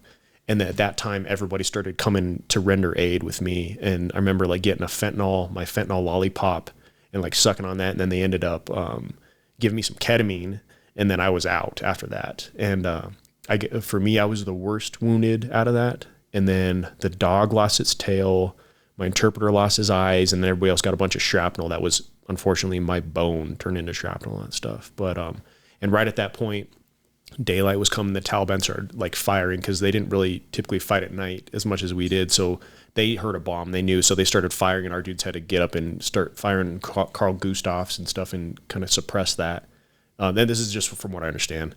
And then a helicopter landed and picked me up and then brought me back. And it was the same helicopter crew that had gotten shot down with Matt McClintock. So they ended up getting awarded Medevac Crew of the Year in Washington, D.C. the next year. But it's just crazy how it all happened, because I was like, I couldn't have, in my mind, done anything better, because I'm following every TTP tactic I know. And I was like, that ID was meant for me. And this is the shittiest way to say it, but like, that's just the way it is. So, yeah. Anyway, sorry, that was a long story, but dude. Yeah. So all that stuff's in that book. eagle down. That's why I say it's like an uncomfortable truth. Yeah, hearing you say it is a little different than me reading it. Bro, how many tourniquets were you carrying at that time? 3. You had 3 on you. Wow. Yeah, I had 3 on me. Did you end up getting it on, or did the guys get there? I strapped it on, but I don't think I was aware enough to actually start tightening it. So if it was just me, I would have been in a bad place. And as far as a shout out goes to our medical crew, we trained very, very realistic scenarios. We had a husband and wife field surgical team with us. We had a general surgeon and an orthopedic surgeon. And then our 18 Delta medic dudes we trained so hard to the point that like we were angry at them all the time. But that training saved my life because the guys that came in and rendered aid to me, we didn't have an 18 Delta right away. So they started doing the proper stuff and they saved my life for sure. It was crazy. I mean, they just like, I could have been dead, like dead, especially with those other IEDs. So, yeah, it was crazy. So tourniquets both legs. How long did it take them to get to you? Do you know, did they have to clear again or did they just rush right in? I think they rushed right in. Yeah. And from what I understand, it was just a couple minutes before they were able to get to me because the 18 Delta was just in the compound right next to us. So my warrant officer came to me and he was my partner in our medical training on the lead up too, which is cool. So he was the first person on the scene and he helped me out. And they got to me and I guess, and this is like a testament to fitness because they said that I was the worst injured, but my blood pressure and my pulse stayed 100% normal. So, and I was calm. And so my body shunted off everything, didn't start dumping blood. I was probably in shock, but everything was so calm with me. And everybody else that got injured was like screaming that it allowed them to work like very professionally and efficiently without freaking out. And I don't remember, this is just what they told me. And I guess I made a couple jokes. I don't know. I don't remember. But like, don't forget my legs or something like that. Like, no. Yeah, I don't remember. That's just what they told me. But wow. But they said it was because of fitness level. We trained hard. Like you stay in shape, your body can handle more stuff. So I was super blessed from the moment I got injured to the people that got me out of there. They took amazing care of me. They worked on me for a long time. I think I went through about 60, when it was all said and done through recovery, 60 some transfusions of blood. I almost lost my right index finger and thumb. I had 4 or 5 blood clots in my lungs that were like 2 centimeters in diameter, pulmonary embolisms. I had bad fungal and bacterial infections that probably would have killed me 5 years ago, but now at this time they knew to put me on all the strongest stuff in the world right away because that dirt is bad. Did you take it in the field, or did they give you that ketamine before you got a chance to take it? Because I remember we carried those vacuum packed bags with like a few, like I don't know, 5, 6, 7, 8 different things that you were supposed to take right away because of the infection. Yeah, I didn't have any of that. We didn't have any of that stuff. And so I don't know at what point they gave me that stuff. I know that I was under quarantine in the hospital. People had to come in masks and stuff. But they gave me ketamine right away. And that ketamine dulled the pain a bunch. But from what I understand, your mental state when you start ketamine affects like whatever hallucinations you have. So I was in a war zone. And so when I got under ketamine, I was like in hell making deals with the devil, like this crazy stuff. And then I was captured by the Taliban. And then I woke up in Walter Reed, DC, trying to rip out all my IV lines. I had like a central line into my jugular and I was trying to rip that thing out because I thought I was captured. And so they ended up having to do a PICC line and all these other things. But so you were really doing that. You were really trying to. I was actually I was like, I thought I was in chains or something. But the first thing I remember, the craziest thing I remember is I was on the flight from Germany to Walter Reed in DC. And there's the vent tube, the ET tube that's in you to keep you breathing, and they can breathe for you if they need to. I woke up as they were pulling it out of my mouth, and it has all these flanges. And I felt like it was Neo from the Matrix when he woke up because I was just like gagging as they pulled it out of my throat. And then I woke up, and then they wouldn't let me go back to sleep because that's when they found out that I had the blood clots in my lungs. So they're like on the flight. Yeah, they were like slapping me and stuff and like, do not fall asleep because I would have probably died real quick after that because of the blood clots too. Yeah, it was gnarly, man. It was gnarly. How long did it take the helo to get there from injury to getting out of that place? It had to have been less than an hour, probably 30 minutes, I would guess, because the golden hour. So when you go out on operations over there in recent years, you had to have a medical capability within an hour to get to you. And I can't remember if it was to get to you and then back to a certain level of hospital so that you can survive. Because if you're too far removed and you get hit, you're going to die. So everything had to be, all your operations had to be within an hour, the golden hour. So I don't think it was that long. Because Sangin's not that far from Kandahar, I don't think. And that's the helo took you to Kandahar? Kandahar, where my field surgical team, actually, I don't know. They might have taken us back to Helmand to our base because I know our field surgical team worked on me. Okay. So either they took me there or my field surgical team went to Kandahar. Because that dude worked on my left leg for a long time because it was all there, just the blood bridges that he couldn't connect him again to get blood flow. But he worked on me for a long time. And did they have was it a C-17 that took you to Germany? Maybe. I don't remember anything from the point of injury till waking up, flying from Germany to DC. And I know I don't know. A lot of times I haven't asked a lot of these questions too. Now I think about it. Like I'm such a person that focuses on the now, and I want to do like my goals and be in the moment that a lot of times like I don't look at details on the back end as much as I should. But I have no idea as far as C-17. I'd imagine so. But right away, like it might have been just you on that bird. I know that when I woke up in Walter Reed, there was the dog handler and his dog were next to me in another room. And unfortunately, it wasn't like the most pleasant experience because the dog lost his tail. His name's Rocky. He's a Belgian Mal. And the handler, he got banged up with shrapnel and stuff in his back. And the media found out that a dog got injured. So there was this media post and a news article about Rocky the dog, and it's a picture of him laying on his side with a muzzle and a purple heart on him, and they loved it. So the news was in his room all over it and never acknowledged, never came into my room, know nothing that I got injured. So they went in his room and did the whole everything, the parade and all that stuff, and then they left. So my family was pissed. Like I'm laying there half dead and nothing happened. So I'm very grateful that the dog and the handler survived. And at that time I was super angry about it, about that, but it doesn't, in the grand scheme of things, it doesn't matter. And something that I did to kind of overcome that anger is we got a dog not too long ago and named him Rocky. No way. So yeah, so it was like a cool turn of events with it. So but I try to like take the negative stuff and turn it into a positive on a lot of these things. Man. So you remember waking up on the flight back to the States from Germany. You're still drugged up. Do you remember what you're thinking at this point? I just wanted to go to bed. I was mad because they pulled it out and I was like, what is going on? I'm so angry. And then I'm like, okay, well, I'm just going to go to sleep. And then they just start smacking me. They're yelling at me, do not go to sleep. And then all of a sudden I just blacked out.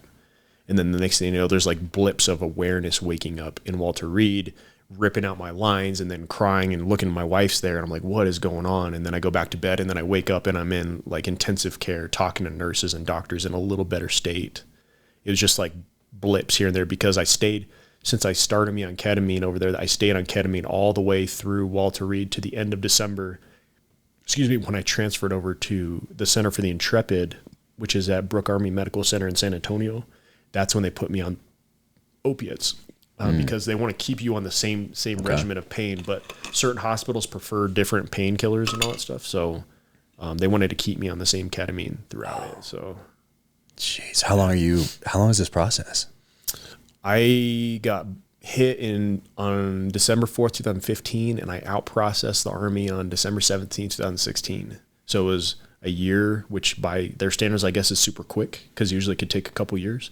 But I was like, I want to get back. I want to get better, and I want to get back to life. So I busted my ass. You were in Texas Stayed in Texas from Christmas Day on 2015 all the way until 2016. Oh, so they got you to Texas quick. And we pushed super hard because my family wanted to see me. It's coming up on Christmas. And I remember certain lucid states were talking to the surgeons, and they didn't want to let me go because of the blood clots in my lungs and then the infections. And they were able to get everything under control. And so they flew me, my mom, from Walter Reed on Christmas Eve to Texas. My wife caught a flight from Walter Reed to Arizona, packed up the kids and got her mom and drove 12 hours to San Antonio on Christmas Day and met me there. It was crazy. And it ended up being a great place for me. It's way closer to to home. And that was one reason why we wanted to be there, because it's closer to Tucson. And you were there for a year? Yeah. Yeah. And multiple surgeries? You know what? I only had a couple, which is, I'm very fortunate in the grand scheme of folks who've had my kind of injuries, because you get revisions and all these other things. I had 2 skin grafts on my left leg because my left leg was in pieces. And so they had to take one skin graft and it didn't take, and they had to take another one, put it on there. And that was the last of my surgeries since 2016. Dude. But it was a year's worth of recovery. I had to, you see all the specialists, the psychologists, the orthopedic surgeon, the physical therapist, the recreational, all this stuff. You have to see them all the way through. And that's your duty. Instead of going to work every day and performing your duty is all your appointments. So I busted my butt, and I got to go do a lot of recreational events that helped me kind of regain some independence. They got me so I got hit in December. My first prosthetics that I started wearing were in March. And so I went home for Easter wearing 2 prosthetics in freaking March. I flew home, which was crazy. And then in April, I went on a surfing event in California that was put on by a nonprofit. And then later in the summer, I did mountain biking and rock climbing. I got running blades, learned how to run. I started lifting in the gym. And then in October, I went and did the Army 10-miler run. It was a run walk. It took me about 3 hours, and it was miserable, and I've never run again. But I did it. And then in the 2nd February after I got injured, I did half of the Baton Memorial Death March in White Sands, New Mexico. No way. Yeah. And then 2 years later, I did the whole Death March on my freaking legs. It took me like 14 hours. No. Nuts. But, do you know Jeff Houston? He did that a few times. SF guy. Awesome tough dude. Man. It's been a roller coaster, dude. And like I say, I'm the kind of person, I'm so ingrained in the present. I want to do these things. I'm not going to let anything freaking stop me. I'm going to teach myself how to do it. The work has been monumental. The pain has been monumental, but it's like, it's all led me. I get to sit here and just talk with you today. Tomorrow I get to go do this. It's like the work has been well worth any kind of struggle, man. So it's been good. The pod cover by 8 Sleep. As an author writing late into the night, and as a parent with 3 kids who get up early, I need every second of sleep I can get. That's where the pod cover by 8 Sleep comes in. Summer is reaching its apex, and there's nothing worse than tossing, turning, or sweating in the night because of summer heat. The pod cover by 8 Sleep will keep you cool all night, all the way down to 55 degrees Fahrenheit, so you wake up fully refreshed. The pod cover by 8 Sleep fits on any bed like a fitted sheet. The pod cover will improve your sleep by automatically adjusting the temperature on each side of the bed based on your and your partner's individual needs. It can cool down and warm up and adjusts based on the phases of your sleep and the environment that you are in. Invest in the rest you deserve with the 8 Sleep Pod. I sleep great on mine, especially now in the heat of the summer. Go to 8sleep.com/dangerclose and save $150 on the pod cover. Stay cool this summer with 8 Sleep. Now shipping within the USA, Canada, the UK, select countries in the EU, and Australia. Remember, that's 8sleep.com/dangerclose. EIGHT sleep.com/dangerclose. How is it, I guess, what is your mental state throughout that year? Were you always like this, like, oh, no, this happened? Or you, like, what is your mental state from December to January, February, March? Like, what's that like? It's tough, dude. And man, I mean, so like I went from being in a combat zone in firefights, waking up in a recovery state. And it's hard to transition from that. And so I was on a ton of medications. I had blood thinners. I was on synthetic marijuana for appetite enhancement, all the narcotics, nerve killers, all kinds of stuff. And it's like, it kind of numbs everything. And I remember just initially the first couple of months, I was like, yeah, it's not so bad. I'm okay. And then I realized, like, dude, I am drugged out of my mind. And so in May, I just quit everything, and the doctors were pissed. I had like 8 things. I just stopped taking them. They didn't wean you off. I just, on my own, I was just like, I'm done. And I was like, I want to. Were they already weaning you off? No. They were just pumping you up. That's another thing. I never experienced any program within the VA to wean you off drugs. And I'm not saying it doesn't exist, but there was no discussion of, hey, we need to work to get you off of this at some point. Wow. Which can probably play into other folks having addiction issues. Yeah. And from my family, we're susceptible to addiction in my family history. So I was already in my mind, I was like, I'm not staying on this stuff my whole life. And so in May, I was like, the world is too good. I'm too happy after losing my legs. I'm done. And I quit everything. The doctors were pretty pissed. I had to go back on some blood thinners because of my my blood clots. But it was a miserable withdrawals. But after that, was it withdrawals from the drug withdrawals or the pain that you're now feeling? Drug for sure, because I had two kinds of Oxycontins, so I just felt like I had vertigo. The world was spinning. I had headaches. I was angry. I was tired for about a week. And then after that, I kind of slowly came out of it, and then I was able to like deal with it. I was like, okay, this is what's happened.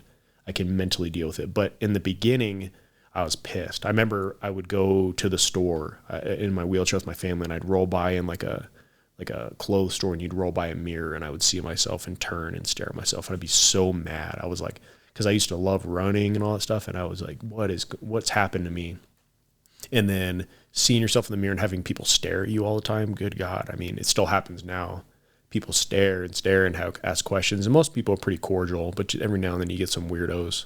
And then you're like, okay, well, my plan, and backing up a little bit, in October, November, before I got injured, I was talking to an active duty recruiter. I was going to go to Fort Bragg, go through their Ascensions program, and then I wanted to go to 3rd group in North Carolina or 1st group in Washington. So that was my plan, and my wife was on board. Wow. And then I got blown up, and I was like, you get everything you worked for stripped away in a moment, and you have to like re-identify yourself. It was tough. And I remember talking to a psychologist, because you had to, and he said, he's like, you're angry, you're sad, you're depressed. This is normal. Please understand that you're going through abnormal circumstances, and this is 100% normal.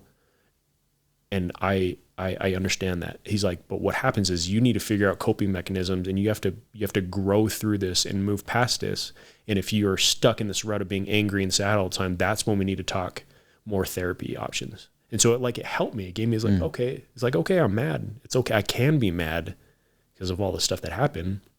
And then after that, I just, how I was early talking about archery and the programs and the shop and everything. I go all in on everything I do. I want to know everything I can. I want to be an expert in it. So that's what I did with exercise. So I started working out. I got a little equipment grant for myself. Somebody gave me some equipment. So I got CrossFit level 1 certified, adaptive certified, a couple other certifications. I started training myself and other people, and it brought me out of it, because when I was training other people, I was accountable to them for their success. So I couldn't be off my game. Yeah. I had to be 100%. So it's just these little things, and I didn't even intentionally do them. And sorry, there's one more thing too.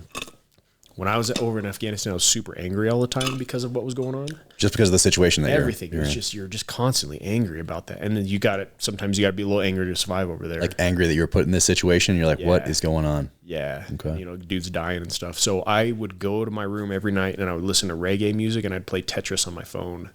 And later, talking to the psychologist, they seem to think that playing Tetris like that is almost a form of EMDR, where it's like, what's EMDR? It's I don't remember what it stands for, but is that the electromagnetic thing?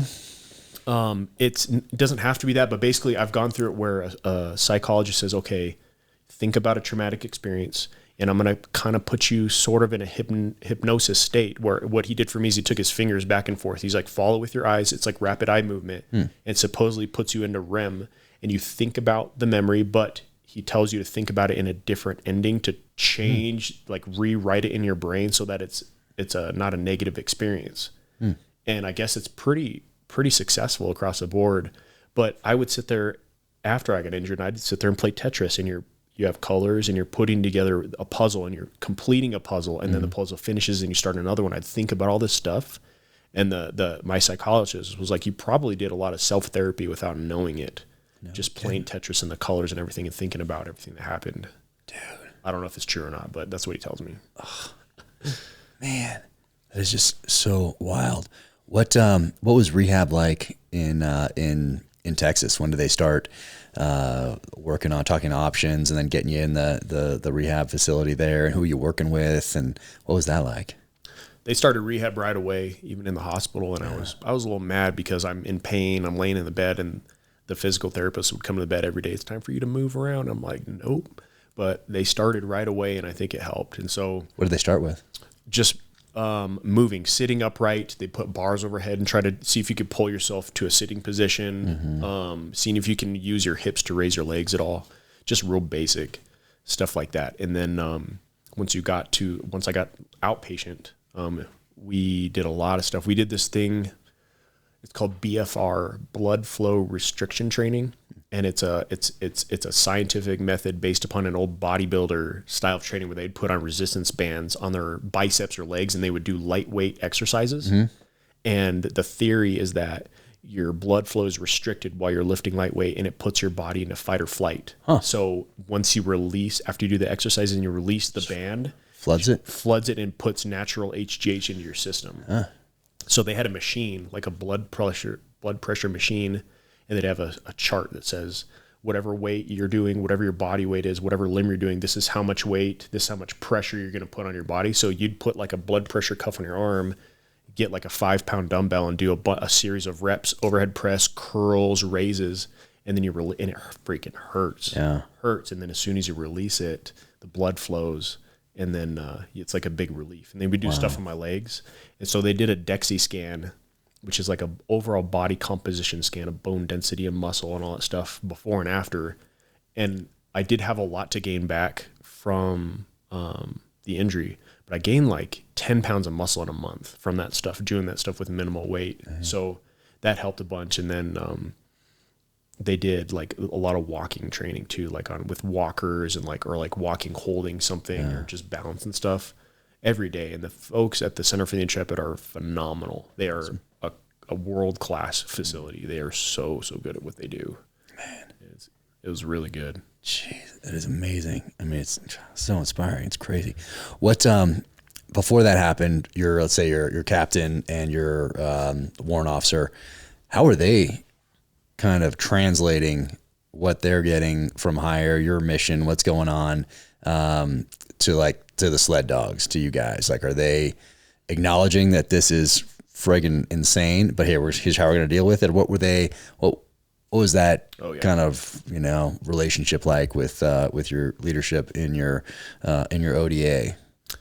So the leadership of a team and really in any scenario should be like a shit shield. They should block everything and shield the folks under them and then filter things down to them. And that's what our guys did, because they realized that a lot of the stuff that we were being pushed out the door to do we're minimally manned, minimally equipped, and it's very, very, very difficult and very, very dangerous. And not to say that we're risk adverse, but you do like a risk assessment of what you're going to do. Try to mitigate. And if you're going to go a place where you're more likely going to take a lot of casualties, why would you do it? We look at other alternatives. And so, I would imagine it's pretty similar in the SEALs, but in SF, the missions come from the ground up. So like me as a Fox and like all the other guys, we would look at what our environment is. We would look at what our targets are. We would plan missions, create courses of action, and we would say, this is what we're doing. Here you go, next level higher. You guys need to support us through it. But this environment, because it was so rapidly changing, we got a ton of missions shoved down our throat and coming from the top down, which is difficult because if you're trained and you know how to do things a certain way and then they come the opposite direction, there's going to be some friction. But at the same time, the leadership up top is adapting to this rapidly changing environment. And if a province is falling and it's their responsibility, it's difficult. So that's why I would never want to, that'd be a very difficult job to have. So there's a lot of butting of heads with that kind of stuff. But our leadership was mitigated as best they could because we knew the operation environment that we were at. So they were well aware. And honestly, it was a stressful time for all of us. Like there was a lot of just deep discussions and arguments and stuff because you get a bunch of alpha type guys that want to do things their own way. You put them in this environment where 2 days in country, we took serious casualties, and then and the war had just ended. So we're at that point where we're like, well, what are we doing here? We weren't supposed to be doing this. You guys aren't going to equip us, and you want us to go out and go kill a bunch of bad dudes, but you're just kind of like, you don't want anybody in the news to know about it too. You know what I mean? It's like proxy war kind of crap. So it was tough. There's this place called Kajaki in Helmand, and there's a dam there that's a main main dam in the area of the Helmand River Valley, and it controls all the water source. And I can't remember who started the construction. There's some Russian, some British, something like that. There might have been some Chinese money coming through there, but we got word that the dam was under attack by the Taliban, and the contractors that were working and refurbishing it were leaving, and portion of it had left. So they're like, you guys, it's already made the news, so you guys need to go secure that dam. So we went in, but they weren't, nobody was supposed to know that we were there. Like, there's no boots on the ground, quote, quote, kind of thing. So we got there, and it was the weirdest environment, because you get there, you assess, you say, there's a bad guy, let's go create a mission, let's go get him. And when we got there, we met up with our Afghan counterparts, and they're like, no, you need to hold up. Like, we know that you see, a bunch of Taliban entrenching over there, digging IEDs and creating fighting positions on the main road in and out of this area. We see that, but we have a deal with them to protect the farmers and the civilians out. Nobody's going to fight during the day, and nobody's going through there until the end of the harvesting season. So we're only going to fight at night. And we're just sitting there like we're literally watching them. So we had to sit and wait. So we started planning missions. We got a bunch of like pretty solid mortar positions laid in, and we got all our range cards and everything. And we planned some missions. And so we infilled. We took like a Mark 19 on the back of a Ranger, and we infilled. It was not quiet at all, but they knew we were coming. And we got to our forward position before we sent in the commandos to go in and actually clear the objective. And the commandos, the colonel, the commander could speak English. So our officer, our captain, was on the horn, and he's like, hey, we need air support. And they're like, nope, you get no air support. You get nothing. You get a drone, and that's it. It wasn't even an armed drone. And so the commandos were almost in the objective, and their colonel heard that on the radio, and he called him back and came all the way back. And so we ended up not even doing that mission because of that. It was nuts. But then as we spent a couple days there, we threw down a couple mortars. We took a couple sniper fire. We were doing like some recon, like into the city, driving around, but nothing really came of it. And then we just left because we couldn't do anything. And our commandos got caught. That was part of the issue we had, where our commandos were being pushed everywhere. They got called back to the main base, and we had to go with them. So we just left in the environment pretty much the same way as where we found it. We did nothing other than just show up, and that was it. So, I mean, we're just dealing with that kind of stuff the whole time. And so our like I said, our commanders are taking as much shit as they could and filtering it from the team. But it was hard, super hard, dude, kind of stuff. So that is wild. How long did those guys stay after that? How long was that deployment for the guys? How much longer were they in Afghanistan? Oh man, I can't. Maybe February. Okay, a couple more months. Yeah. So I got hit in December, and in January was a real bad event. It's also in that book. It's where Matt McClintock got killed. So basically the team went back into Marjah, but came in on helos, and air assets were limited in the theater, and like drones and C-130s and Apaches and stuff were limited in theater. So our guys, they had to allocate certain assets to certain provinces and kind of stack them and make sure that it was constantly moving, because there wasn't enough. And so our dudes went back into Marjah. They went back. We're going to go after a bad dude, like one of the guys on our target list. And so we're going to be there for one period of darkness, get there at night, and then get picked up the next morning. Mm-hmm. Well, the weather rolled in and assets got scattered. And so these guys had to stay for 2 or 3 period of darkness, and they were not equipped for that. They brought some extra supplies with their commandos and everything, but the Taliban know that weather can affect our air assets. So as soon as that weather rolled in, they started hammering them. It became like a Black Hawk Down situation, because that's when Ryan Ranowski got shot in the leg with that round that came over the fence. They tourniqueted him. Helo came in, tried to rescue him in a hard down aircraft. I don't know how high it was off the ground, but I just know it crash landed.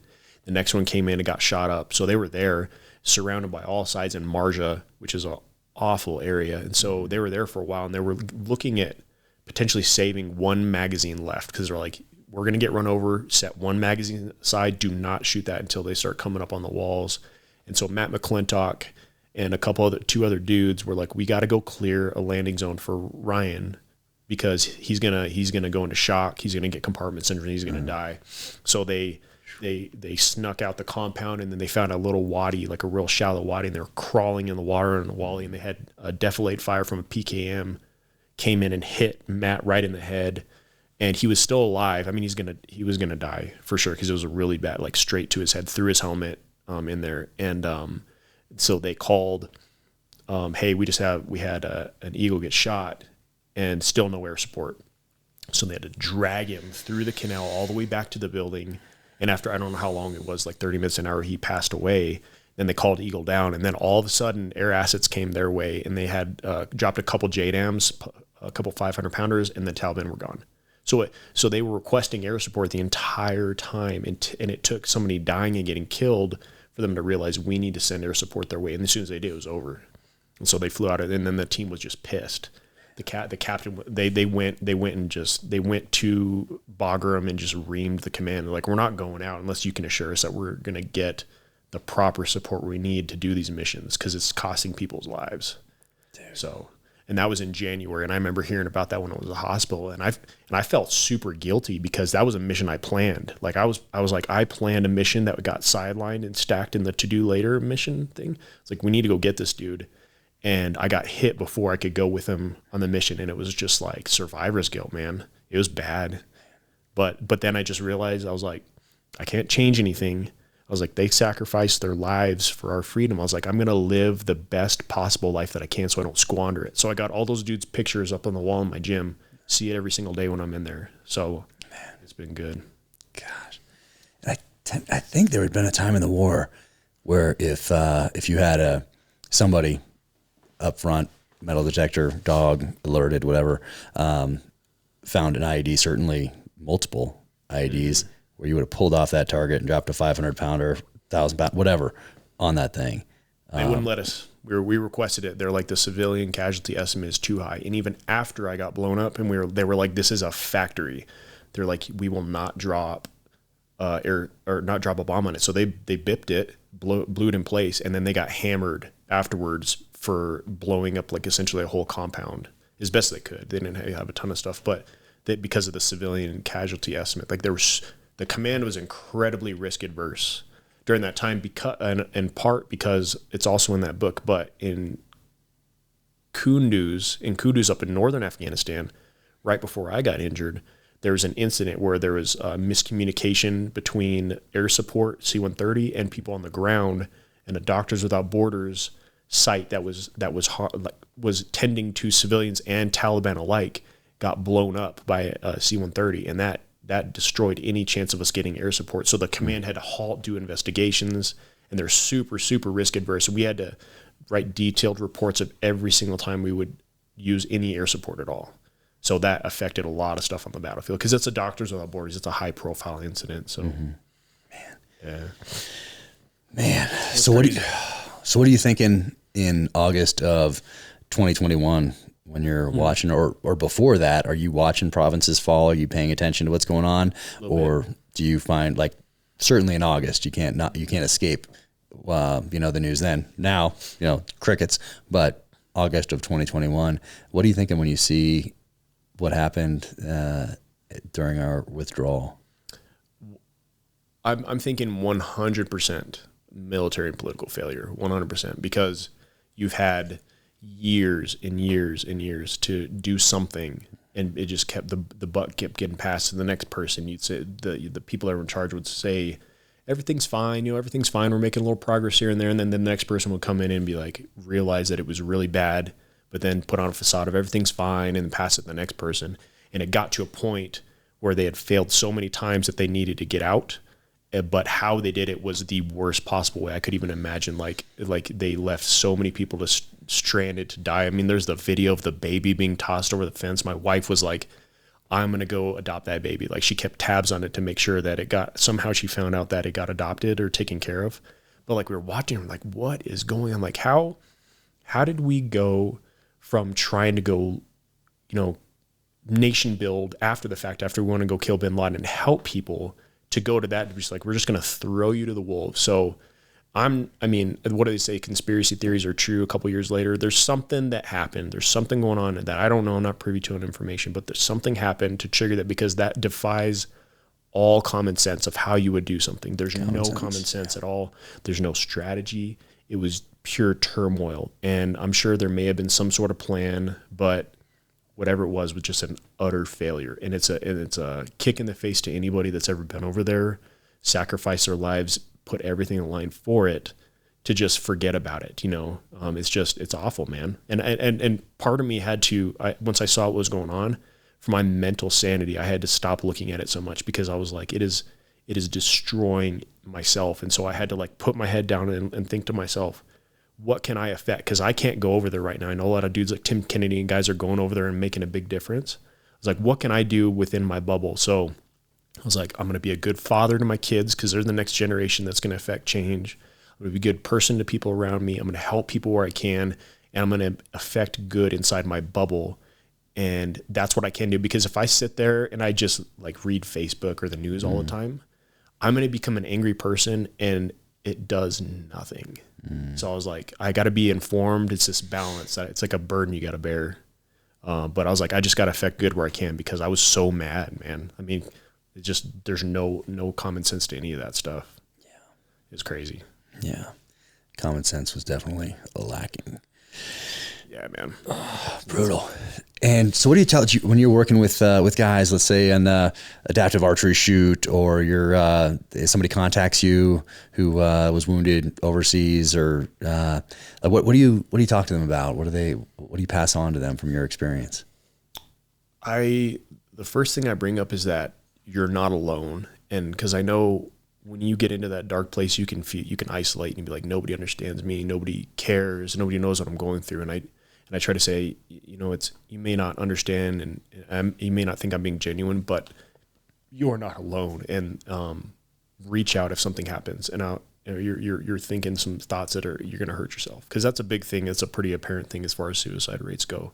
It is rampant, and my thought is that if I can help at least save one person through what I've learned, then it's a mission success. But as far as archery goes, I say, listen, you're going to think I'm some sort of nerd. You're not going to think this makes any sense at all. But archery is incredibly therapeutic. It is active meditation right there, because you have to have ultimate mental focus to be able to do this kind of stuff, like shoot these shots, like John Dudley, the stuff that he does. The guy's mind is like a steel trap. It's incredible.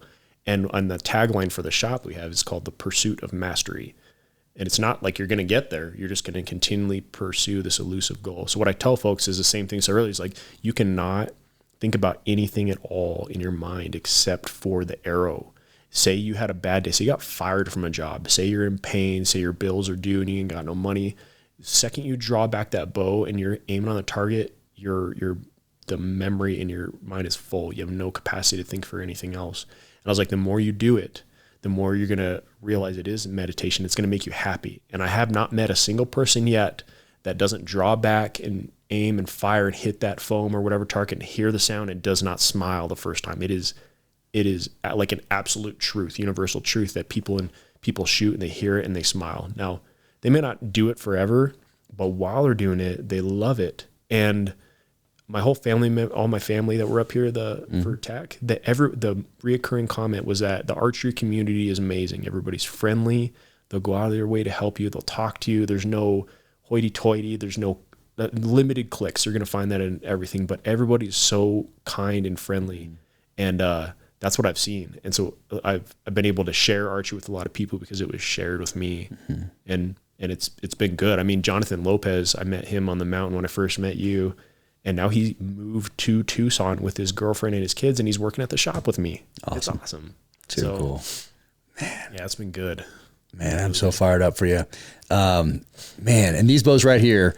So I didn't have a Matthews. So I asked, the first one I asked you before was a Matthews, I think. So this one right here, that you built up for me. And the other ones are, Hoyt there. This is the Origin. So first Sitka, and then as soon as Origin had theirs, I called you back. I'm like, I needed one in the Origin Raptor camo. And then these are the families. I think that's my daughter's. That's my wife's, I think. Our son's is inside somewhere. But if somebody wants something from you, like what's the best way to do it? They call the number that's on the website and say, hey, I'd love a Hoyt, or hey, I have a Hoyt. Can they send it? Or if they have a Matthews or they want a Matthews, how do you do it for people that can't go to Tucson, and how much of the business is people doing that, like me and me. I send you people from, that aren't in Tucson. But is the majority of it people that come into the store, try things out, figure out what they want? You guys build up the bow, have that relationship with that customer. And then how much of it is from outside people calling in and you sending these bows out? So I think firstly, I got to just thank you, man, because everything that you've done, like, it is an incredible honor for me to just be able to do this, because I love it, and share this with you, and then get you to the point where you can shoot some arrows. It's been, you're super generous on all the stuff that you've done. So thank you very much, man. Of course. It's been awesome. As far as the bows go, so like we talked about earlier, archery shops are region specific. So you're not, in order to not saturate the market and to keep all the archery shops alive, because they're the lifeblood of the industry, we sell them locally. So the way you can do it, if you're interested, is you can get in touch with us through the website, social media, phone, all that stuff. I run all the social media myself. You can call, text, any of that stuff. But if you want a bow, I cannot just take an order online or over the phone and ship it to you. You have to come to the shop and place the order, and then I can get it to you. I can then ship it to you, or you come in and buy it in person, and then we can get you a bow case and stuff. Because I don't want to infringe on that. I love what the archery industry has done. Yeah. And I don't want to do stuff shady under the radar. So if you come and purchase it in person and place the order, then I can get it to you, or you can come buy it and get fitted. It's preferable to come in and get fitted and do everything, because it's very personal. We got to measure your wingspan, get your draw length, how many pounds you can pull back. And then we actually sit there and we show you how we build it. And then we get you on our range. We have a range in the store, and we show you how to shoot it properly, because we want to start you off on the right footpath. So yeah, that's how we do it. That's awesome. That's awesome. So, man, Stick Sniper Archery. I love the name. As soon as I heard that name, I'm like, yes, friggin' love it. Got the hat, got t-shirts, the whole deal. So I just love having bows for everybody in the family. It's nothing but great for the individual, for the family, getting outside. Phones are down. You're concentrating on something that's very meditative. It just, once again, you are in the moment. Like you said, that's the best way to capture. You're nowhere else. You're just right there in the moment. So, and then expansion. So what's the future hold here? So like I was saying earlier, I purchased this shop, and they had maximized like the physical mom and pop shop. And so I want to bring it in to the modern society right now. So we created an online shop so we can sell swag, hats, and shirts and stuff right now. We'll start adding accessories and stuff. Like I said, I can't do the bows, but sights, arrows, rests, quivers, any of the other accessories we got, we can sell those online. That will be added. I'm going to, probably in the next couple of years, I'm going to move locations, and I want to get myself a bigger range. The goal is to build a shop centered around a range. Arizona is super hot, so it's difficult to shoot outside, but I want to have a destination that people can come and enjoy it. Maybe not something as big as Top Golf, but something like big, like you can do all your archery needs there. You can shoot. We can do Olympic archery training. People can qualify to go to like the Lancaster Classic or the Vegas shoot or stuff like that. Nice. And Tucson is a great place for archery, and there's a lot of potential for it. So that's what we're going to keep growing. We got PSE is local to Tucson, right? They make all their bows there, so we get to talk to them every day. And work with them on that stuff. So it's got my PSEs right over there somewhere. I think it's on the table over there. Since Dud was here yesterday. But yeah, Pete Shepley came to my book signing in Phoenix in Scottsdale. He was right in the front row. Yeah. It was awesome. So my NTN 33. So that was really cool that he was there. I got up to the front. I'm like, oh no way. Like, him and Jenny are awesome people. Cool. They've done a lot. They did help us out quite a bit when we did that veteran program through Operation Enduring Warrior. Awesome. They helped out a bunch. Very cool. Super grateful for that. Yeah, I love that. Love that bow. Love all these bows. Man, dude. It's awesome, man. Thank you. Thank you so much for coming up here and spending an extra day after TAC. And if anybody doesn't know what TAC is, Total Archery Challenge, go check it out online. They're all over the country now, and they're such a blast. So much fun. Been doing them for years before I got out of the military, taking my daughter up there and shooting that Yeti. They had the Yeti and the dinosaur course set up for the kids, the one that we went to. And so that was a blast. But man, thank you for everything. And man, for the inspiration. Think about you all the time. I'm like, Yeah, and I think a lot of people that follow you online are inspired daily, and you'll never know how many people that you've inspired along the way, because the majority aren't going to reach out and tell you.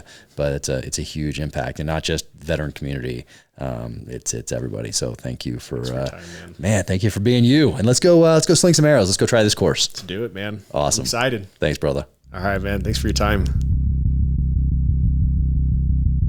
Black Rifle Coffee Company. You can help Black Rifle Coffee raise $1 million to benefit veterans through the boot campaign. All you need to do is grab a can of ready-to-drink coffee online or from your local grocery or convenience store. The boot campaign is one of the most renowned veteran-focused nonprofits in the country, working tirelessly to provide life-changing aid and benefits to service members and their families. Join forces with Black Rifle in the boot campaign from May through the end of the year, where every can of ready-to-drink coffee you buy will contribute to making this massive donation possible. Black Rifle ready-to-drink coffee is available in several great-tasting flavors on the Black Rifle Coffee website, at your local convenience or grocery store, and no matter where you are, you can fuel your caffeine fix while supporting veterans. Every time you crack open a can of ready-to-drink, you'll be making a huge difference in the lives of veterans and their families. Black Rifle Coffee is committed to serving the veteran community, and with your help, we can all continue to make a difference. Let's raise a can together to keep fueling Americans for a good cause. Check out blackriflecoffee.com/dangerclose and use code DangerClose20 at checkout for 20% off your purchase and your first coffee club order. blackriflecoffee.com/dangerclose. Drink up. Welcome to the gear highlight portion of the Danger Close podcast. Here, joined by Caleb Brewer of Stick Sniper Archery. Had an awesome conversation on the podcast, known each other for the past few years, and made it into the last book, Only the Dead. So I wanted it to be a surprise for you in here. So Rafe reached behind the seat and produced a ball cap. Stick Sniper Archery. That's Reese saying that. Yeah, Caleb Brewer's archery shop in Tucson. Figured you might want to hide that mane. He's been in prison here for the last few months. So got a little stick sniper archery in there. Caleb Brewer's archery shop, Tucson. So any archers or people that want to get into archery or bow hunting, passing through Tucson, stop at Stick Sniper Archery and say hello. And what do we have here? I wanted you to maybe talk through your setup today. Yeah, awesome. Well, appreciate you having me here. Yeah, this man. is my personal bow that I'm going to be shooting this year for hunting, and I just got done shooting Total Archery Challenge with this. Nice. This is the PSE Unite. It's a knock-on archery collaboration with PSE. Knock-on Archery is run by John Dudley, who's an amazing, influential character in our industry and has taught a lot of people. So this is the creation, the brainchild of him and PSE. And if you're familiar with any of his other bows, this is essentially an aluminum version of the Levitate. Levitate was his bow last year. It's a carbon model, and this is an aluminum version.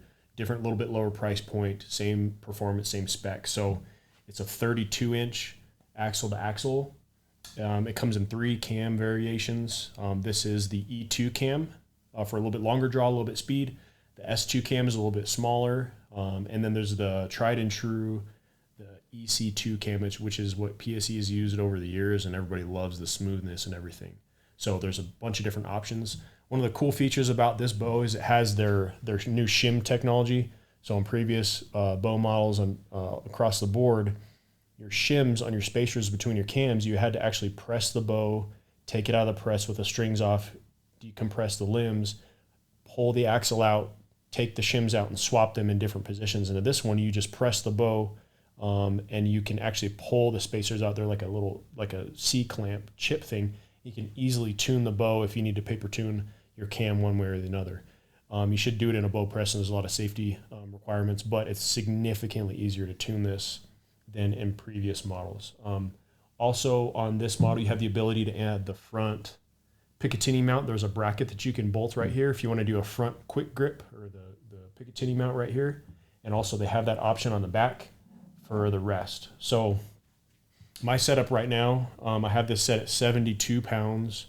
My draw length is 28.5. These are 500 grain arrows, Easton Axis arrows, and I'm running the 75 grain stainless steel half outs. And I'm getting about 278 feet per second out of this thing, which is a pretty good speed because these are heavy arrows.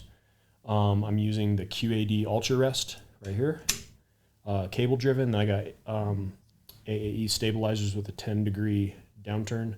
I'm using a black gold sight. I got this thing dialed into 120 yards. It's a 5-pin slider, so you can dial in your sight pretty low and get some good distance out of it. I also have a sling, super cool innovation by Jacked Gear. It allows you to hold to sling your bow, strap it or whatever, and it's magnetic. So right here, there's a strap. It comes in either a Velcro strap or a bolt that bolts a magnet through right there.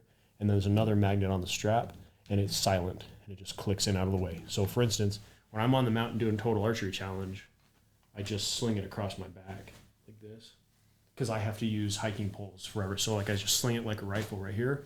When I'm ready to go, I can take it, and I can sling it like a purse like this, or when I'm done, and just put the sling back where it goes.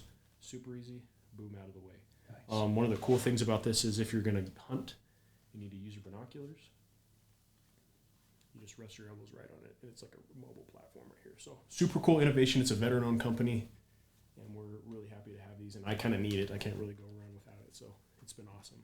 Nice. And that's JAKT for anybody that's, wants to check those out. JAKT. Awesome. Mm-hmm. Check that out. That's pretty sweet. PSE, John Dudley, knock on, Jacked Gear on there. That's a slick setup. Yeah, it looks good. Rule number one is always look cool, and this bow looks cool. So there you go. It does. Man, awesome. All right, well, let's go outside and shoot it. Sounds good, man. Sweet. Awesome. Thanks. Thank you for tuning in to the Danger Close podcast, an Ironclad original presented by Navy Federal Credit Union. To find out more about Caleb Brewer, follow him on Instagram at ckbrewer, and be sure and check out Stick Sniper Archery at sticksniper.com. Also, Stick Sniper on Instagram. You can follow me at Jack Carr USA on the social channels, officialjackcarr.com. That is the website. Click on shop in the upper right-hand corner for the merch. And if you enjoyed this conversation, be sure and leave a 5-star rating and review wherever you get your podcasts. Until the next time, take care out there. Stay safe. Be strong. Keep fighting.